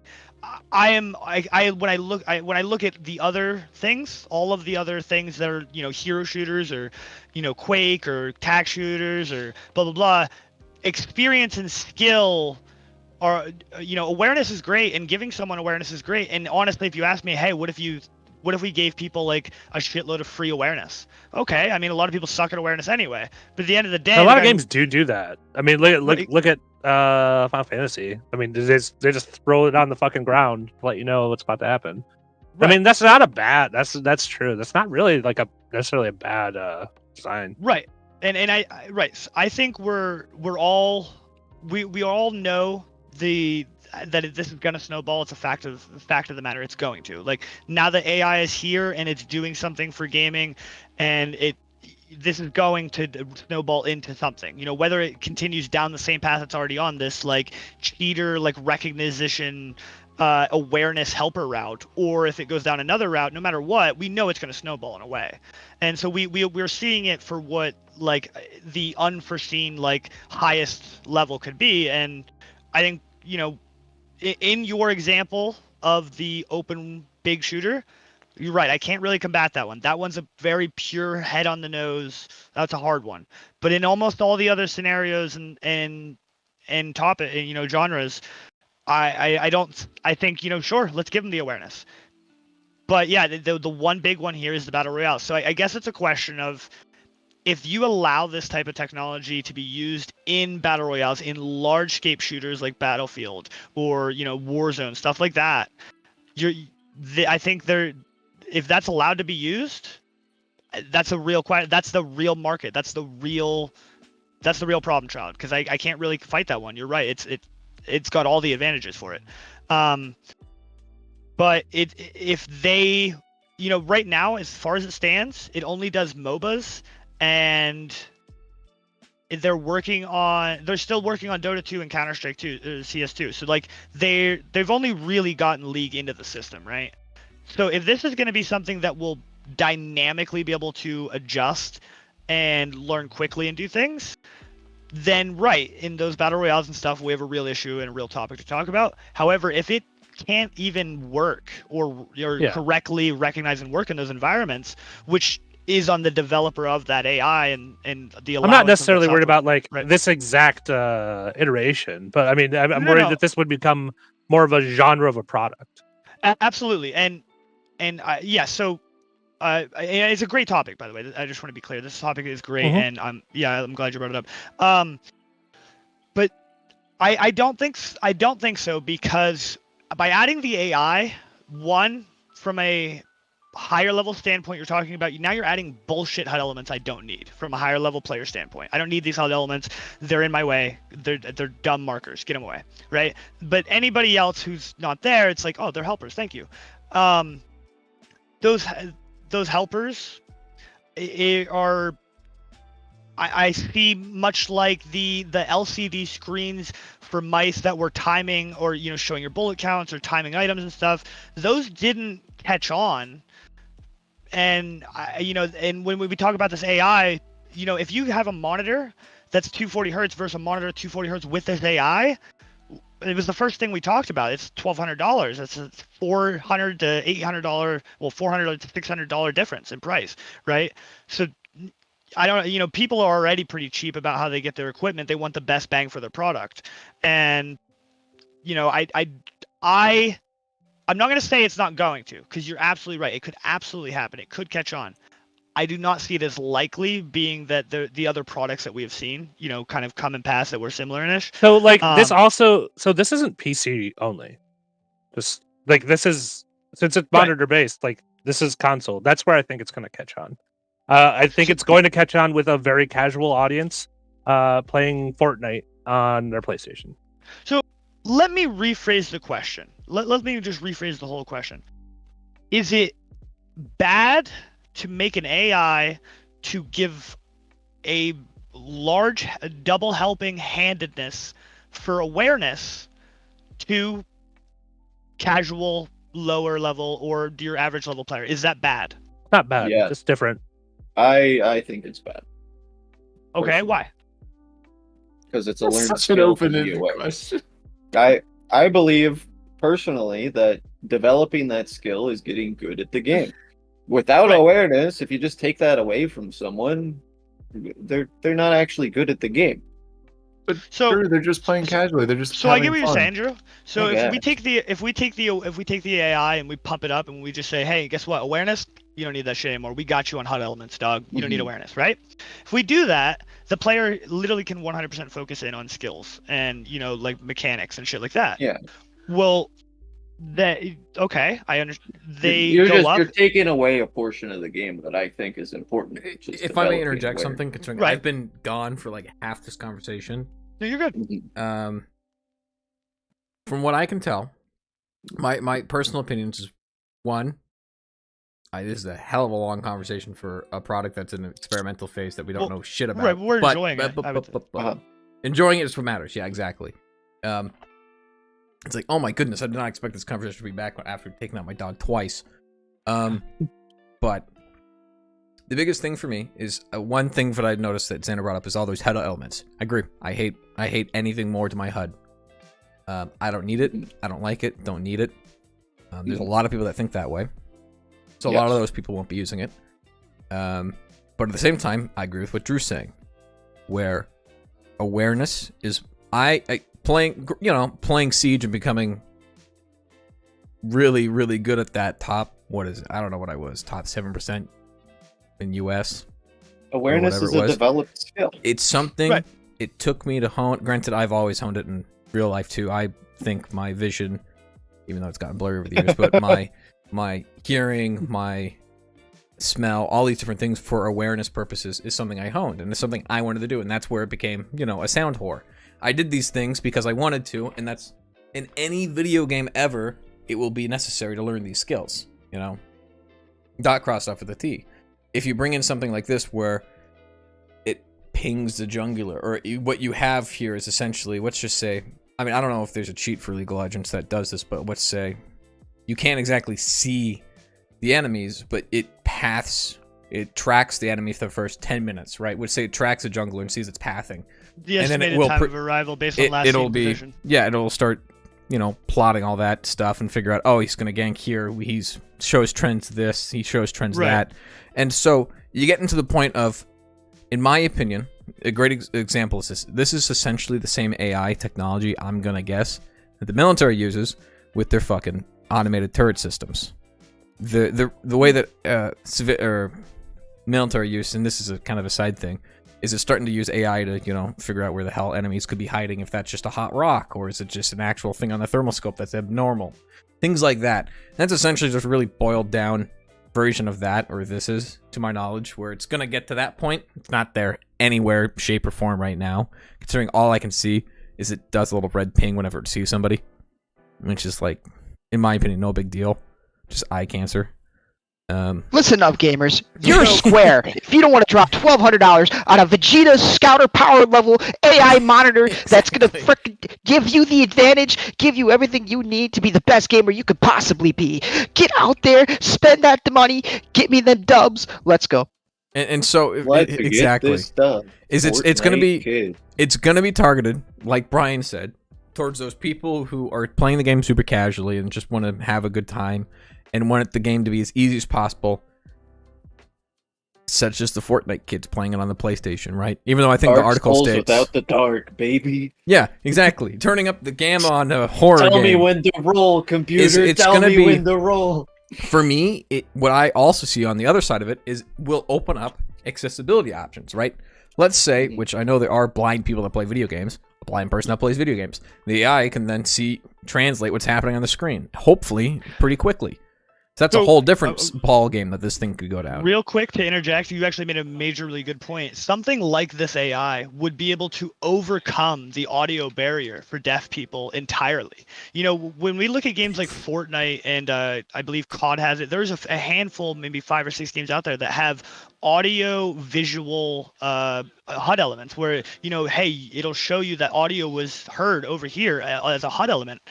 And that's a real point to consider too, is that, like, by giving an AI the ability to dynamically adapt and do that for every game, someone who is deaf would have that visual audio indicator or visual indicators for awareness that, because they're deaf, they wouldn't be able to naturally do. They would be able to have that for everything, and that would open up a whole world for them. Yeah, League actually recently added audio visual indicators. So if you have your sound off for League, you can now see that Scion ulted, that Briar ulted, all of the ones Oh, that that's have nice. the loud noise when they ult. You can turn it on in your sound settings. There you go.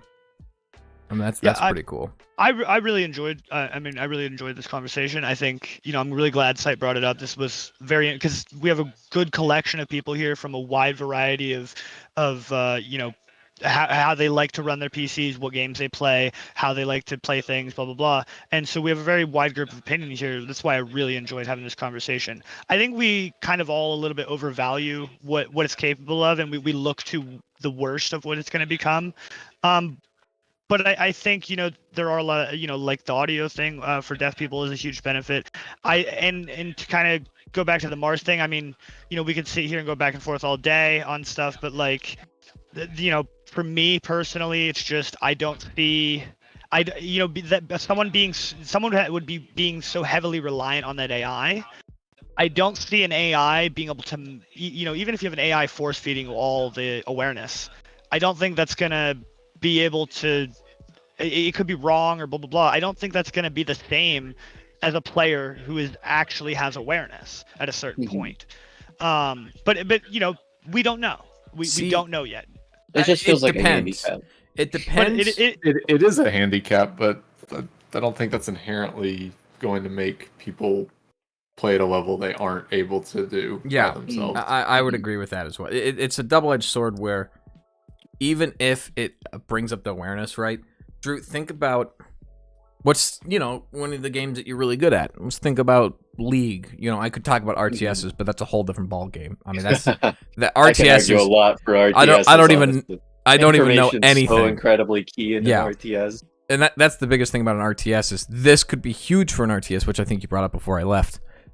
Yeah. In terms of the awareness factor, it could tell you, oh, you could quickly, you could make or you could just quickly It look could over give it. You a could new scan. player access to like knowing ability or building time ups. Like it's going to be like, okay, we saw them build this building, and in a low elo, they're not going to building cancel. They're not going to know the building cancel. So now you're going to be able to time when their buildings come out. And It's so- incredibly valuable. To that point, I think one of the biggest things in a MOBA is its ability to estimate the arrival of an enemy, right? I saw him at bottom going towards mid, and it can estimate that it's going to take this player roughly 7 seconds, and it will alert you, hey, Warwick's about to be on top of you. Like, as a high-level player, that estimation of time and correlation comes from experience and strategy, timing, long amounts of playing and stuff.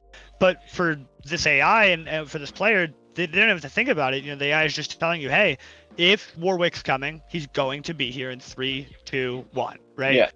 And yeah, so it has its elements, it does, but like I said, I think I think if you heavily rely on it, I'm not saying it's a handicap. You can heavily rely on it and still be as good as you were going to be. But if you ever have to go back and learn awareness, or ever have to go back and, improve upon a section of your gameplay that's a part of awareness that the AI doesn't cover, you're going to have to really, really, fight for it. You're going to have to really do it, because you literally handicapped that part of your skill, because you let the AI do it. Yeah. Right, you never had to learn it, you let the AI do it. So if the AI isn't covering something that is preventing you from achieving better results as a player, now you have to go back and fight twice as hard to do something everybody else learned on the way up instinctually, right? Or the other side of that, right, is, again, this one won't do it, but if we're talking about the future, which at this point that's kind of where this conversation has gone,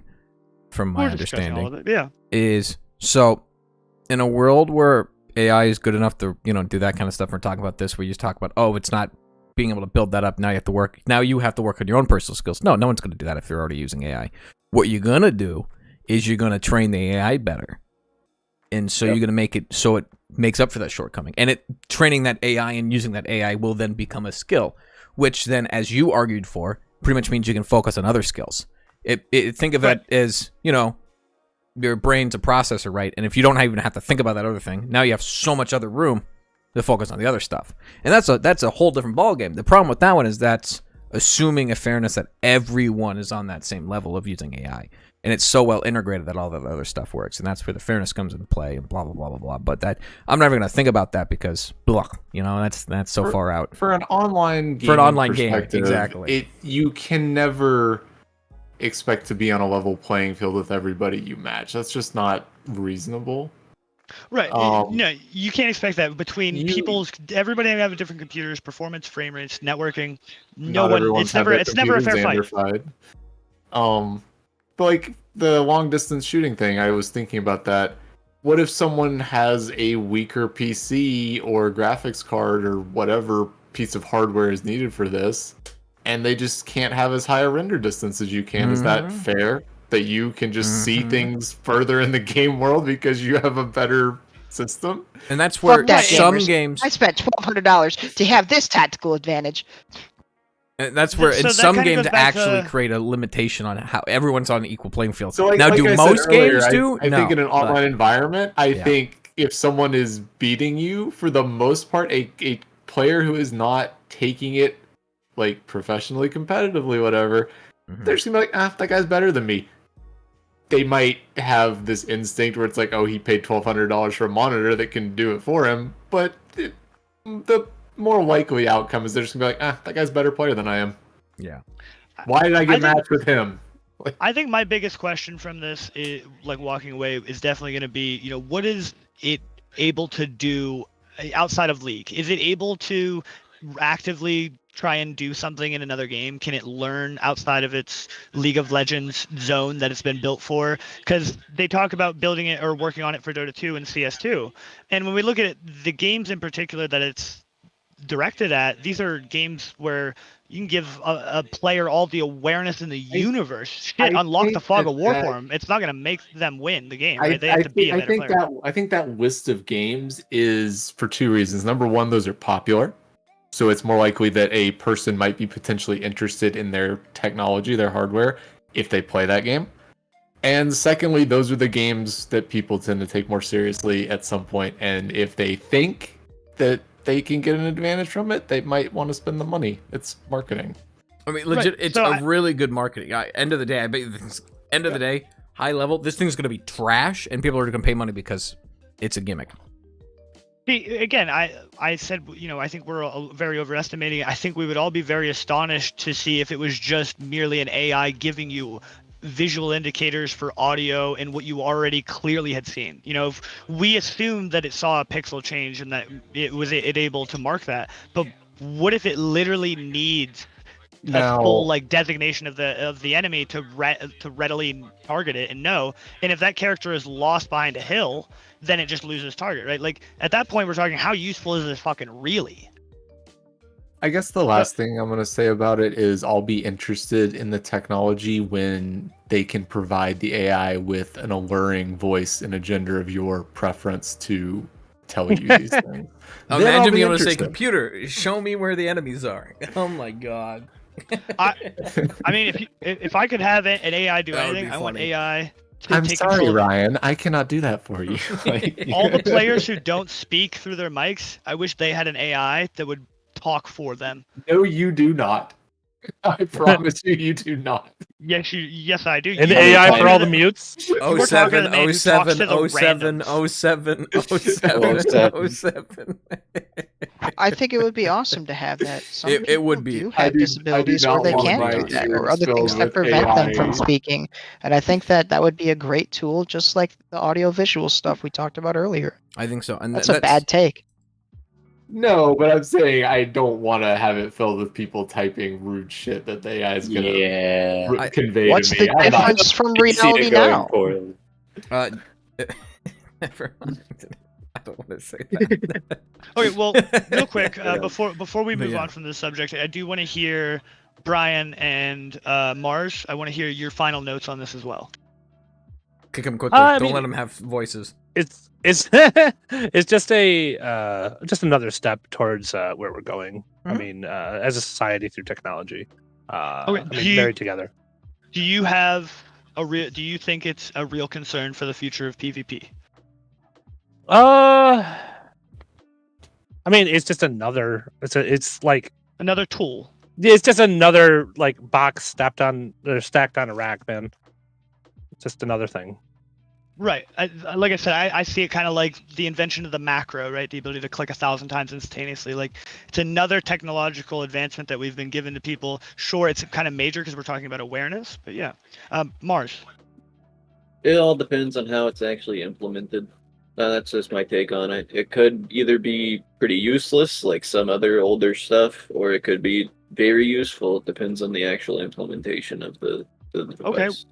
From your current standpoint, just here in this day, hour, and time, do you think this has the ability to be, to snowball into something big? Do you think this could majorly impact gaming in the future? In the future, yes. Currently, no. I don't think it. I still think it's very not great would for need- MOBAs and not great would- for RTS. I But think- as of right now, it's not refined enough to really be a problem. Exactly that. I think everyone here can agree that this is the baby, and it needs a vast amount of refinement to get to the point that we're all really kind of considering. Mhm. Yeah. Okay. Doug, do you have any final notes? I would Good say talk. that the actual tools that it has presently are minor at best, and its potential is enormous. And how that affects gaming in the future will be interesting to see. And my ideal hope is that it's going to only enhance it further, just like footsteps did, if you will, when you Yeah. could first hear footsteps in gaming. Yeah. Okay. Yeah. So, this was a really for me. I really loved this conversation. I loved all your guys' perspectives. This was really awesome. So yeah, we'll move on now. Yeah, great conversation. Before I continue, is there anything anybody else wanted to bring up or discuss? Mars. I'm good. Okay. Well, we had a lot of video game announcements recently. Any video games anybody wants to talk about or has seen that they're looking forward to? Last Epoch is going to be releasing version 1 soon. Well, thanks for chiming up. Let's talk about Path of the Exile too. Are you excited? Oh, PoE 2. no. The demo is going to be, or the beta is going to be July, I believe. Open beta or closed beta? Going to be closed. Oh, okay. Is there like all current players get in, or is it just like They selection? haven't announced anything Oh, at okay. all. They've been so hush hush with everything. They've released a lot of demos. Looks cool. They have a class that shoots crossbows like a gun. It sounds like a gun. They have fully auto crossbows and like shotgun spread crossbows and sniper crossbows. So they just wanted to put guns in PoE, which I'm all for. That'll be very interesting. It's interesting just to think about. I mean, if the skill steer grid wasn't complicated enough, you guys are like, let's add some guns to the mix. Yeah, it's gonna be a lot slower of a game now. Like PoE 2 is they're gonna be slowing it down considerably. Any inkling that it might be more focused for multiplayer aspects? So, as I've sat in your No. Discord and watched you guys play, you guys say you play together, but I've single-handedly watched 4 people Yeah. stream 4 screens and play 4 separate solo things. No, I don't think so. No signs of PvP to Foxus's chagrin. So nothing else in gaming sparking up for anybody? I mean, yeah. I mean, there's a couple of things. The biggest one for me is Final Hit us with Fantasy's Dawn Trail. Yeah, Final Summer Fantasy. 2024. Ready or Not got its 1.0. We already touched on that. I beat Persona 5. I'm What's excited for Hades 2 coming out. Oh, Hades What's 2 that is game that coming comes out next week that Alex, or this week? Pal that World Alex is in 4 days, Alex. is Thank very you. excited. Okay, Oh, I couldn't remember the God. name, but I know it comes out on the 19th. We can, Thank you, honorary Alex. yeah. Oh man, darn! I guess you found me out. Like a Dragon, Infinite Wealth. That's the 26th. There you go. I'm Tekken probably not gonna buy it 8 is immediately. coming out also on the 26th. Wait, Hellcard's free right now? Excuse me? Oh, Hellcard Prologue. Oh, okay. I see. Persona 3, the remake, comes out comes in out, February on yeah. the 2nd. They're telling me to pre-order it already. I'm like, that's funny. I'll wait. I should probably uninstall one of the other I'm ones. excited because I love Persona 3, but I can't play it anymore because I don't have my PS2. Yeah, but it should be. I'm waiting to see if it's like Persona 5's Dungeons, because if it is, then yeah, sign It me up. better be. I will Yes. jump on that. Even if it's not, I just As long as wanna it's play improved, Persona 3. you know? So I don't care how bad it is, honestly. It could be horrible. And Oh I'll no, still don't play tell me it, that, because I need to that play game's it. fun. Oh, no. Dragon's Dogma, that's a game I played a long time ago. It's getting a second game in March. Oh, is it? Ooh, Oh, okay. Yes, I'd like to highlight on that. Dragon's Dogma it's rough around the edges because it didn't age exactly the greatest, but it is a great game. Great game. And yeah, I'm excited for Dragon's Dogma 2 as well. However, that's been on the board, like being talked about for a couple years now. So I'm curious to see what it's actually going to look like for gameplay.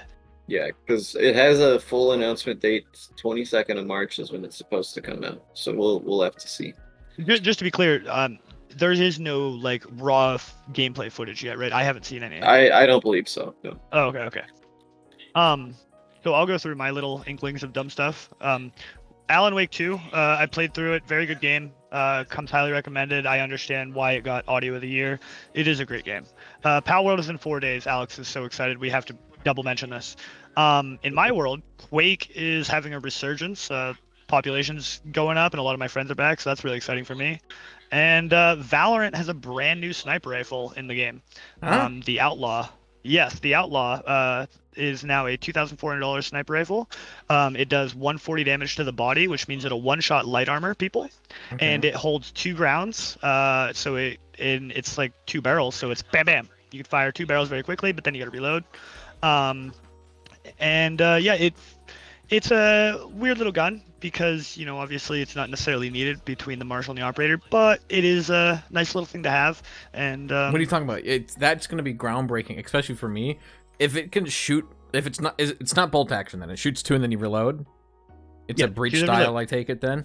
So if that's the case, for me, that's amazing because if you can go bang bang in quick succession, I don't need to worry about with the marshal hitting headshots. Just body shot twice, guy with normal Yep. armor, dead.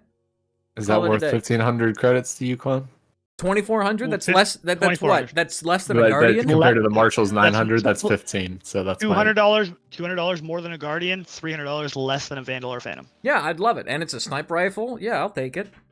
Does the first shot kick the aim up into the sky, or is it like no recoil? So when zoomed in or non-zoomed in, yes, it will kick your aim into the sky. However, the time it takes to shoot the second bullet is the exact amount of time it takes to reset back to center.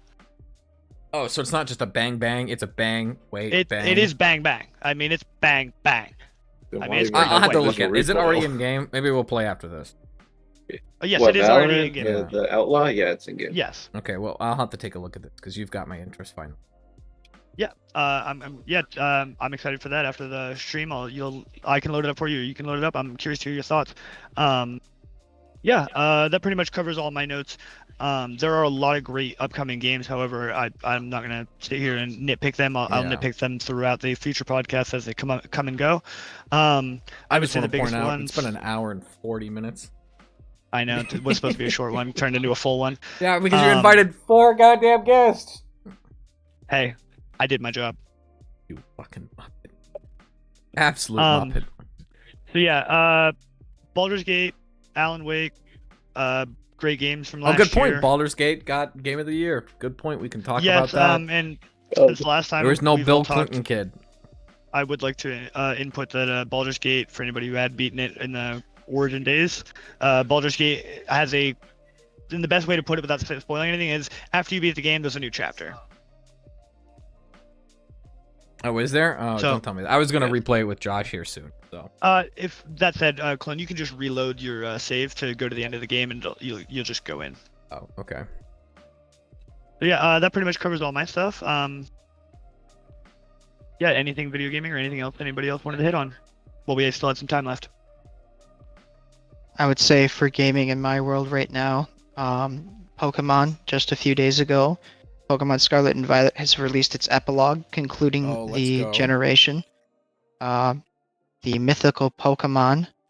Can't really say it right. I'm gonna attempt to butcher it right now. It starts with a P. New mythical Pokemon.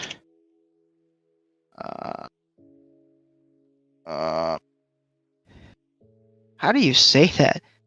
Just try it. I'm looking. You wanna Oh, just it looks attempt weird.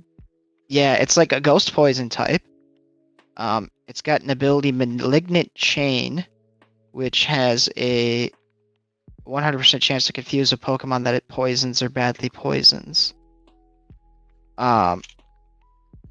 It's the first ghost poison type we've had since Gengar.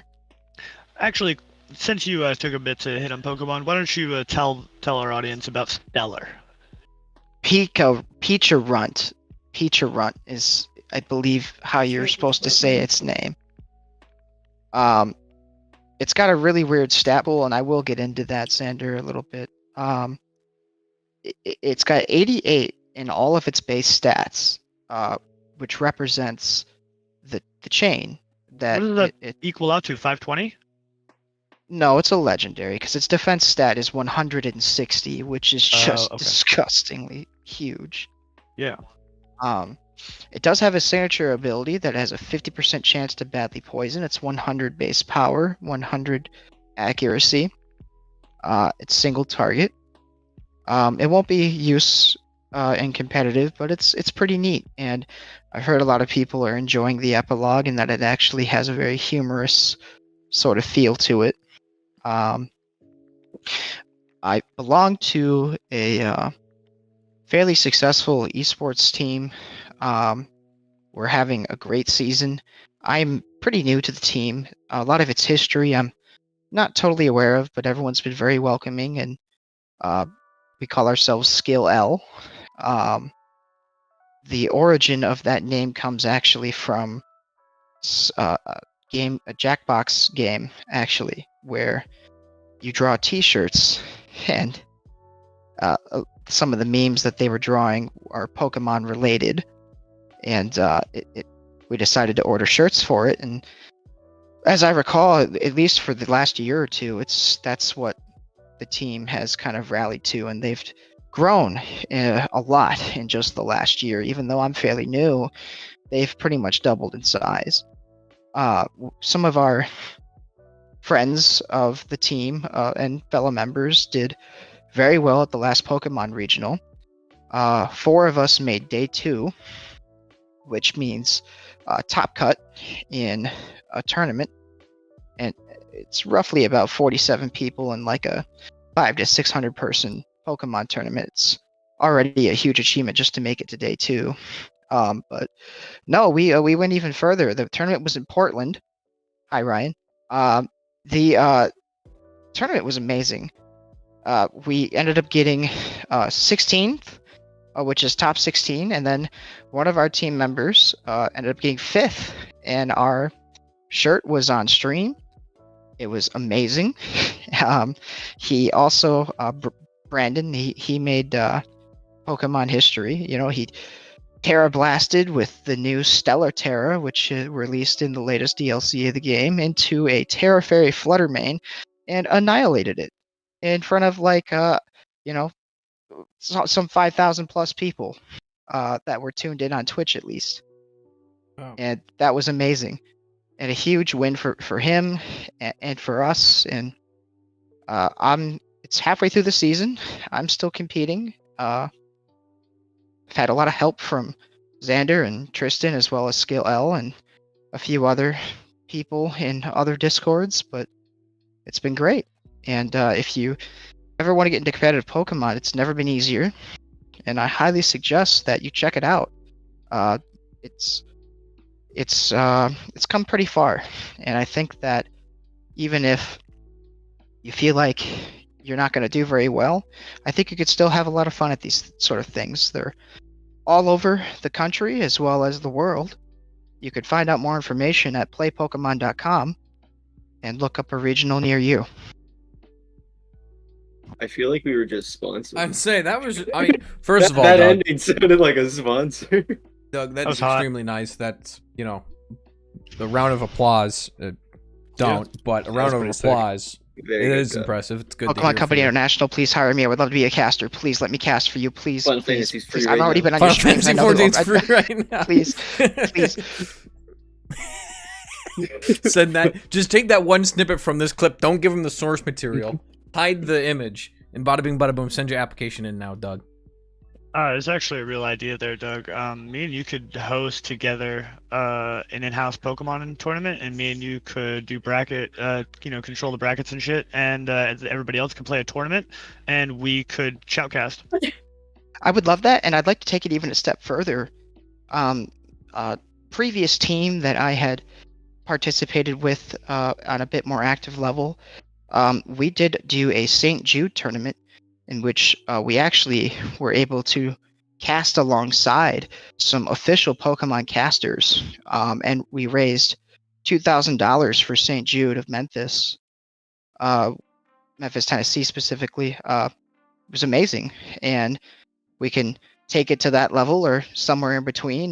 But I love that idea, and that's something I think could be fun. That would be, and then you can put the hashtag for the kids. Which one used the color caster and which one used the play-by-play? Well, that you could switch it up, or just it doesn't really matter that much, but it would be fun, even if it's a more local thing or a big spectacle. I think we could make an impact. I think Doug would probably do the play-by-play, and I would be the hype man. Yeah, color caster. Now, which one of you would Yeah. have the I spider can in see your pocket? Xander as the color caster. Well, I mean, with that kind of like level of in-depthness on what's going on, Doug, I mean, I feel like we should go down the line with our other guests. And Knight, what's going on with you? What games you playing? Hit us with your rundown. I am super burnt out on PoE at the moment. I hit 100 the first time, which is max level. Now I know that that's a lot, but could you like kind of put that to a better understanding for us non-po players? How long did that take? It was only like 120 hours. So not like nothing that crazy, but like I just played a crap ton that league. I had like 7 other characters in endgame, which is a lot. I know that you recently had some, life troubles with a tree. Oh yeah, we so I work for United UAW. I work for General Motors. We went on strike, and then at the same time, a tree tried to bisect my house. That was cool. Oh, that's always nice. Yeah, that's That was always caused fun. by the company, wasn't it? It was. You tried to scab It him, was didn't you? There was a company playing. Yeah. Company plan. So that was entertaining. Yeah. Strike ended nicely. Tree got removed nicely, so it's all good. It just got up and split like a tree. Mm-hmm. Okay. I think I had a crane. It was dope. It just kind of sat there. It just was sitting on top of my house. But that's a really terrifying thing to like when you're like laying in bed and just hear like the power just go out. Yep. And just a like thunk. feel your entire house like Yeah. fucking like shift. It's Yeah. a very, very frightening thing. I had a tree fall on my deck. Not quite the same, but yeah, I feel ya. Where it's just power went out, me, huh? Thud. Oh, what the fuck was that? Wasn't asleep, but Jesus. Couldn't imagine. But it didn't do any Sorry. damage to the house too much. Then it sounds like. Oh yeah, it did a bunch of damage to the house. Oh, Fucked up my okay. truck. Oh fuck. But like it was like the entire area was completely fucked. Like, you were couldn't drive away from your anywhere, house there's so for, many like, trees 2 down. weeks? Gotcha. Yeah. I think it might have been a month. But it was while I was on strike, so all I had to do was picket pretty much. And so you're just kind of chilling back on gaming, and you're catching up on the massive isekais. Currently, yeah, I've just been watching a lot of anime. And a lot of And- caught up on Doctor Who, which I regret. And you don't right now. You're just kind of relaxed. You don't have anything other than the Last Epoch and Poe 2 that you're looking forward to. No, not really anything. Anything else? Nope. All right, Mars, hit us with what you've been playing, what's new, and how's life? I've been playing a lot of Runeterra, Yu-Gi-Oh, and Magic. Primarily, honestly, I'm very well versed in all 3 of those games. I usually hit Masters. I'm trying to qualify for the Runeterra tournaments that'll be happening later this year. Just for subtitles, he listed the 3 largest played card games. Card games, yeah. Yu-Gi-Oh! Most Yu-Gi-Oh tournaments in America, sadly, are like in-houses. So if I wanted to go to a online Yu-Gi-Oh tournament for Master Duel, I would have to actually talk to people, and I don't want to talk to people. And then yeah, Magic's just you can play online anytime because it's very popular. Magic Online. I know you're an advocate for RTS. How do you feel about Stormgate upcoming? Are you looking forward to it? I am looking forward to it. I'm hoping that it's very good when it comes out of closed beta. Anything else on your watch list? Right now, there's a couple of games I'm looking forward to. Like a Dragon's new game comes out in a couple of days. We got Contra's getting a new game, which looks pretty good. Dragon Ball Xenoverse is supposed to be announced at some point this year as well. Yep, that's true. There's a couple of fun games I'm looking forward to. But right now I'm just playing Mahjong. Really killing it on the Mahjong and card games. Yeah, card games and Mahjong. Anything else? Nope, that's it. Okay, and Vox, hit us with all of it. It's all of it. What you been playing? What's new? How's life? First of all, been playing the same games I always play. A little bit of Counter-Strike, a little bit of AFK WoW while I do other stuff. Pro tip for all you WoW players out there: if you're grumpy and complaining about something that's happening in a group activity you're doing, make sure your mic is muted before you grump too loudly. What? Definitely bit me when I thought my mic was muted, so don't let that be you. It was really awkward. I don't know. Been working, which is great because I like making money, so I can do other things that I like more. Been slowly, steadily studying up for this A+ cert, which Xander has been an amazing help with. I do appreciate the little lessons and things when I pop in Discord and you're doing something and I get to watch and ask you tons of questions. Hey, I enjoy teaching and doing this stuff, and I make sure you repay me by like, hey, I need you to pull this up on your computer so I can see what the default is because I fucking forgot. Yeah, and then every other option that I read you go, huh? Yeah, and then I gotta feel make a whole like- new template because I realized your I Ethernet feel like network I'm- adapter is a whole different story. No, I haven't really been playing as many games as you guys have, and I definitely will admit that I do not pay as much attention to the gaming industry as a whole as I used to. Single player games are kind of that looks interesting. I'll worry about it when it's on sale for me. I don't really buy them when they launch anymore. So. Right, I'm thankful I beat Alan Wake 2 as fast as I did. Otherwise, me and you might not have talked for a week. I didn't want you to spoil that for me. That is. No, that is absolutely fair. Yeah. So.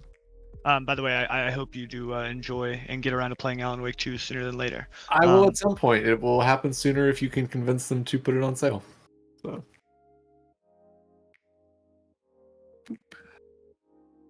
Yeah, I think that about sums it up for me. I kind of need to go to sleep soon because I do have work in the morning. But thanks for having me and pretending that I'm even remotely as good as Alex. So. Yeah, I would say even better with the engagement levels. You're the stand-in, Alex. You talk like at least the same amount. Yeah, Probably more. probably more. Well, Probably I'll say more. thanks for inviting me. Appreciate it. And gamers, you're a square if you don't drop $1,200 on this AI monitor. I'm telling Yeah, you I right mean, now. I'm not Sponsored sponsored by by MSI, MSI, by the way. yet. May I have a small one, My please? computer does have an MSI gaming little sticker on the front of it because that was my first motherboard. By the way, never mind. Can't say anything about my old if I'm hoping to get that. No, it was a piece of shit. MSI makes shit products. Don't buy them. On a real note, anybody who ends up getting this AI, if anybody hearing this gets that AI monitor and is willing to give me their time, please contact me on Discord, Xander101. I would love to see what that monitor is capable of. And if you just want to bother him on Discord anyways, yeah, go ahead. Oh, please do bother me. I love to be Yeah, bothered. just send him all the things. Non-stop dick pics. Smash that subscribe Nonstop. button if your elo skyrockets to 9,000 when you get your Scouter monitor. Exactly. Yeah. Although Why don't we I'm have not Vegeta taking- branded Scouter monitors? Yeah. I'm currently not taking any more Path of Exile players. I have a whole Discord of them, and they're out of hand already. So And if we you are Good night, guys everybody. Path of Exile players, please go message him. And we are currently sponsored by ExxonMobil. We are not Continue sponsored. fracking in Texas. No, we are Please. not. I refuse to even joke We about support that. fracking. Brewers, I guess it could be BP oil. Oh boy, this is taking a drastic turn. Did you know Straight that- down Into our the edge of the environmental sound. news. Yes, let's wrap this up. Environmental facts. So I got a couple of things. The first thing I want to talk about is, regretfully, if I was a bigger, I'm not even an influence to begin with. If I had any type of a following, I would say if there is any like public fund thing for the Iceland shit that's happening right now with the volcanic eruptions, maybe throw a couple bucks at them. Maybe volunteer If if he you're in the means area. throw it. I do Yeah, mean throw, like literally cross the throw it at pond. Yeah, little paper airplane, dollar bill. Considering they're having we some, mean it when we say throw. they're having some We pretty have- shit with. We their, have another environmental fact that you forgot.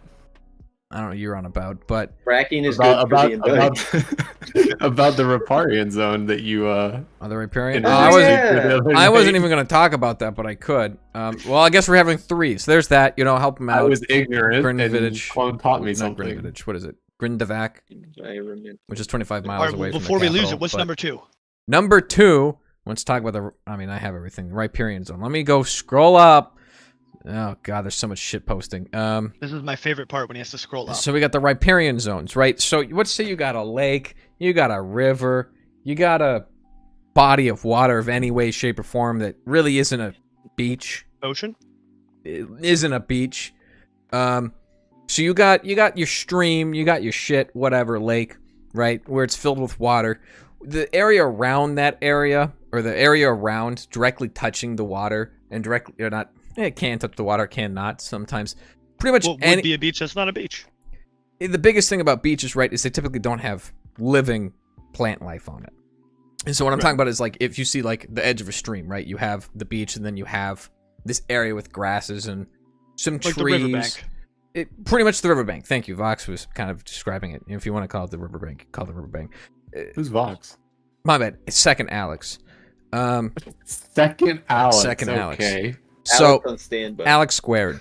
You have this little area right next to the stream, which is called the riparian area, which are essentially lands that occur along the edges of rivers, streams, lakes, and other bodies of water, which aren't the uplands, which is normal ground, essentially.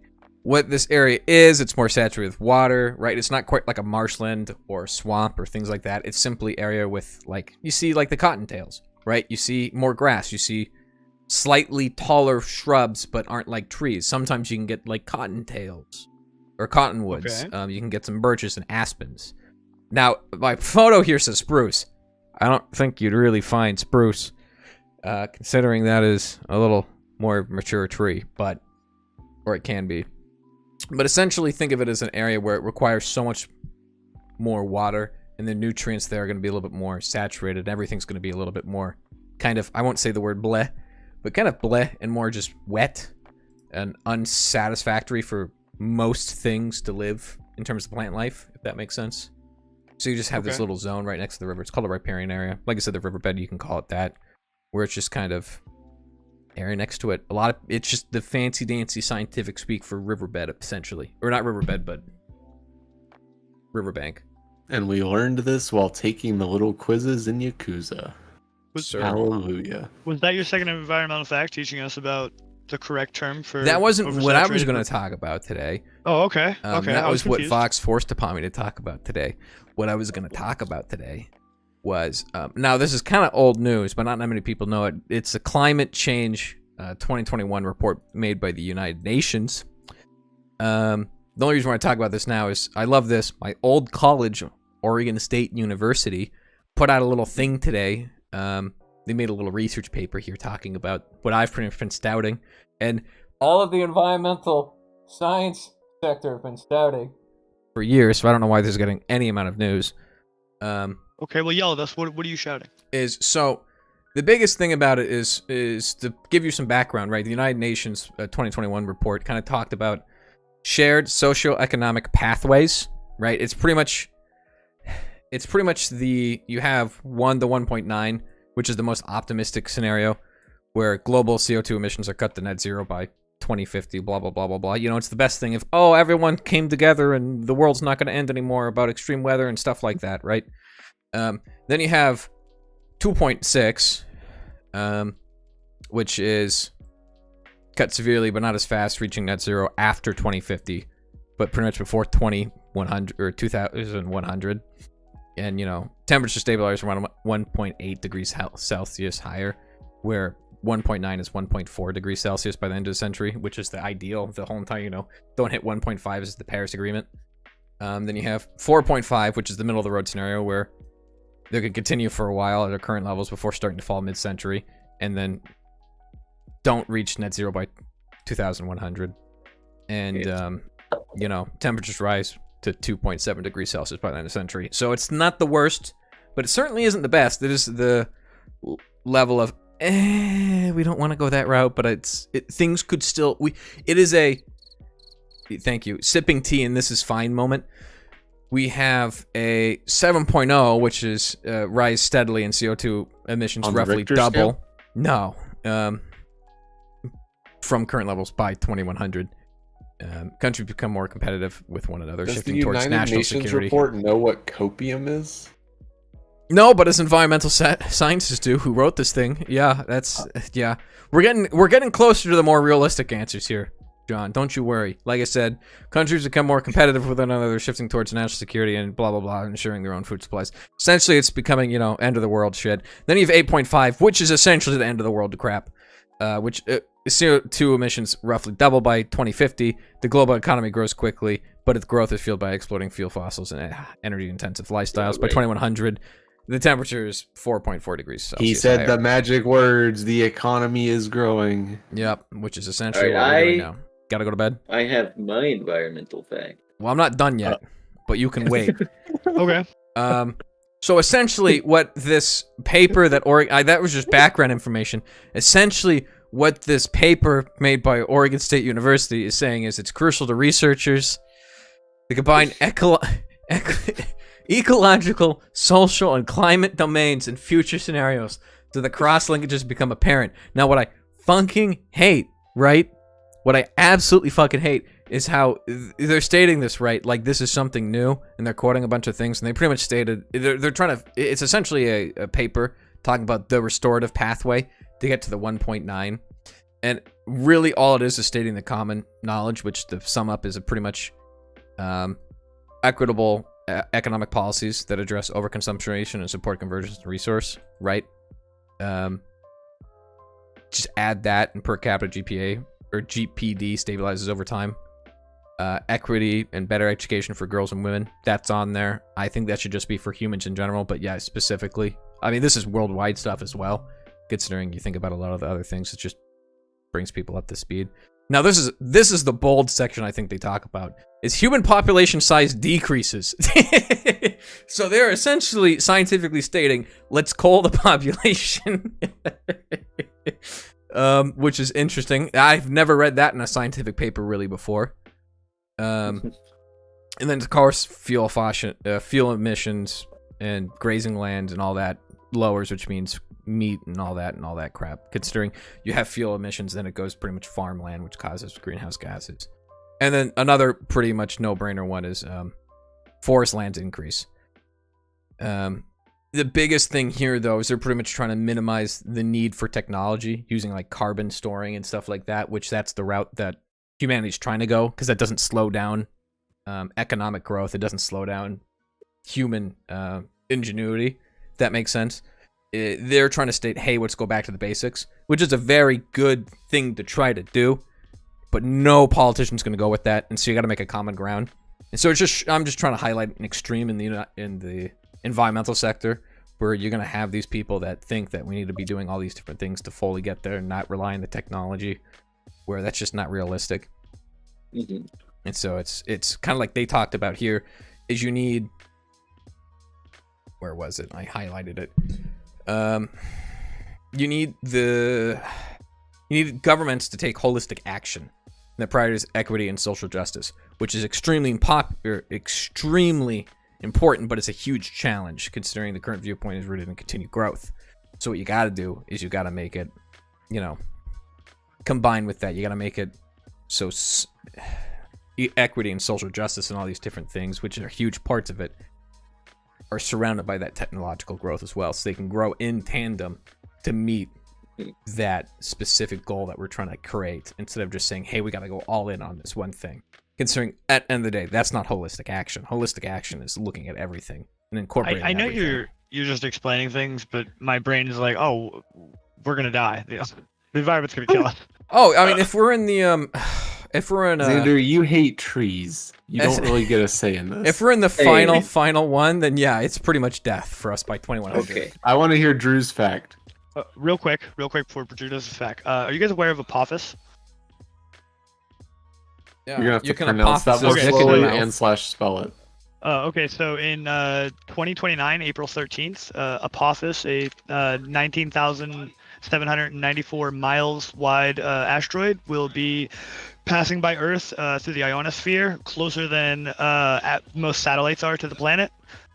Yeah, it's a really interesting thing. Yeah, Armageddon. The rapture Ooh, begins now. Rock. Give us the sweet ending environmental fact, Drew. Most environmentalists don't like fracking. They worry that the chemicals could contaminate groundwater. And these concerns shouldn't be taken seriously, they're stupid. But natural gas is also an economically viable means of reducing carbon pollution. Would you agree, Ryan? You know what pollutes more than whatever he just said? With the death of my environmentalist, Taco Bell.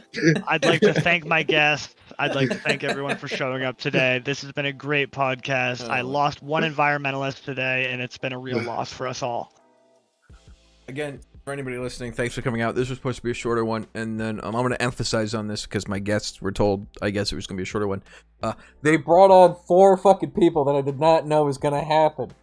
So here we go. If it Normal makes you time. feel better, Ryan, I was not aware of the other people. I thought I was an exclusive interview I also tonight. thought I literally just told Drew and Brian, and I was like, okay, cool, we can work with 4 people total. That'll be fine. And then Doug and Fox showed up. I'm like, oh, okay, they're here to talk before the podcast. Then everyone got dragged down to this channel. I'm like, oh, I guess everyone's guests now. Xander messaged me at 11 p.m. last night and said, "Hey, yo, are you available?" That's pretty funny. Yeah. All right. Again, thanks for watching us. Whether you're at Drew, plug your channel because you get that option now. Yeah, Twitch.tv/Man on Mars 1. That's my Twitch account. Go Yeah, you ahead can and go. follow it. I play card games poorly. You can Brian, follow if you're him. still here, do you have anything to plug? Nothing. Vox? Support local unions. Don't do that. Don't do that. Vox? Do that. Fracking, You do ExxonMobil it. sponsored. I believe in my role as not really Alex. I have to say that Dr. Pepper is better than Pepsi, Which it is. and I Taco can't say that. Nope, I can't do that one. Sorry. All right, I love you all. Thank you all so much for guesting tonight and being here and giving great conversation. Clone, wrap us up. Take us home. Well, I'm gonna plug myself over on Drew's channel for the I don't know anybody who's watching over there. Oh yeah, You got 2 people over there. Someone does the Xander bot or soundboard thing. You can find me. I used to stream on Twitch, but it was a hassle to upload the YouTube every single time. So instead, I stream on YouTube because I don't have viewership. Because you stream on YouTube. Isn't that a catchy one? Anyway, You can find me over at Clone595 on YouTube. I don't even know what my fucking URL is. Let's open up my channel really quick to see what my URL is. We got look at that. We got https://www.youtube.com/@clone595. We got the handle, boys. That's oh, amazing. you actually are clone. I'm at Congratulations. Clone595. Congrats. Holy crap, that's amazing. Yeah. He is who he says he is, unlike me. I'm actually John. Surprised you didn't know the whole show. Oh Wait, my you're God. not Alex? You're not Alex Squared? I'm so tempted to drop a Scotland forever, but I'm not going to do that. Good night. All right, everyone. Have a Good. good Thank night. you, And again, everybody. Thanks for joining us.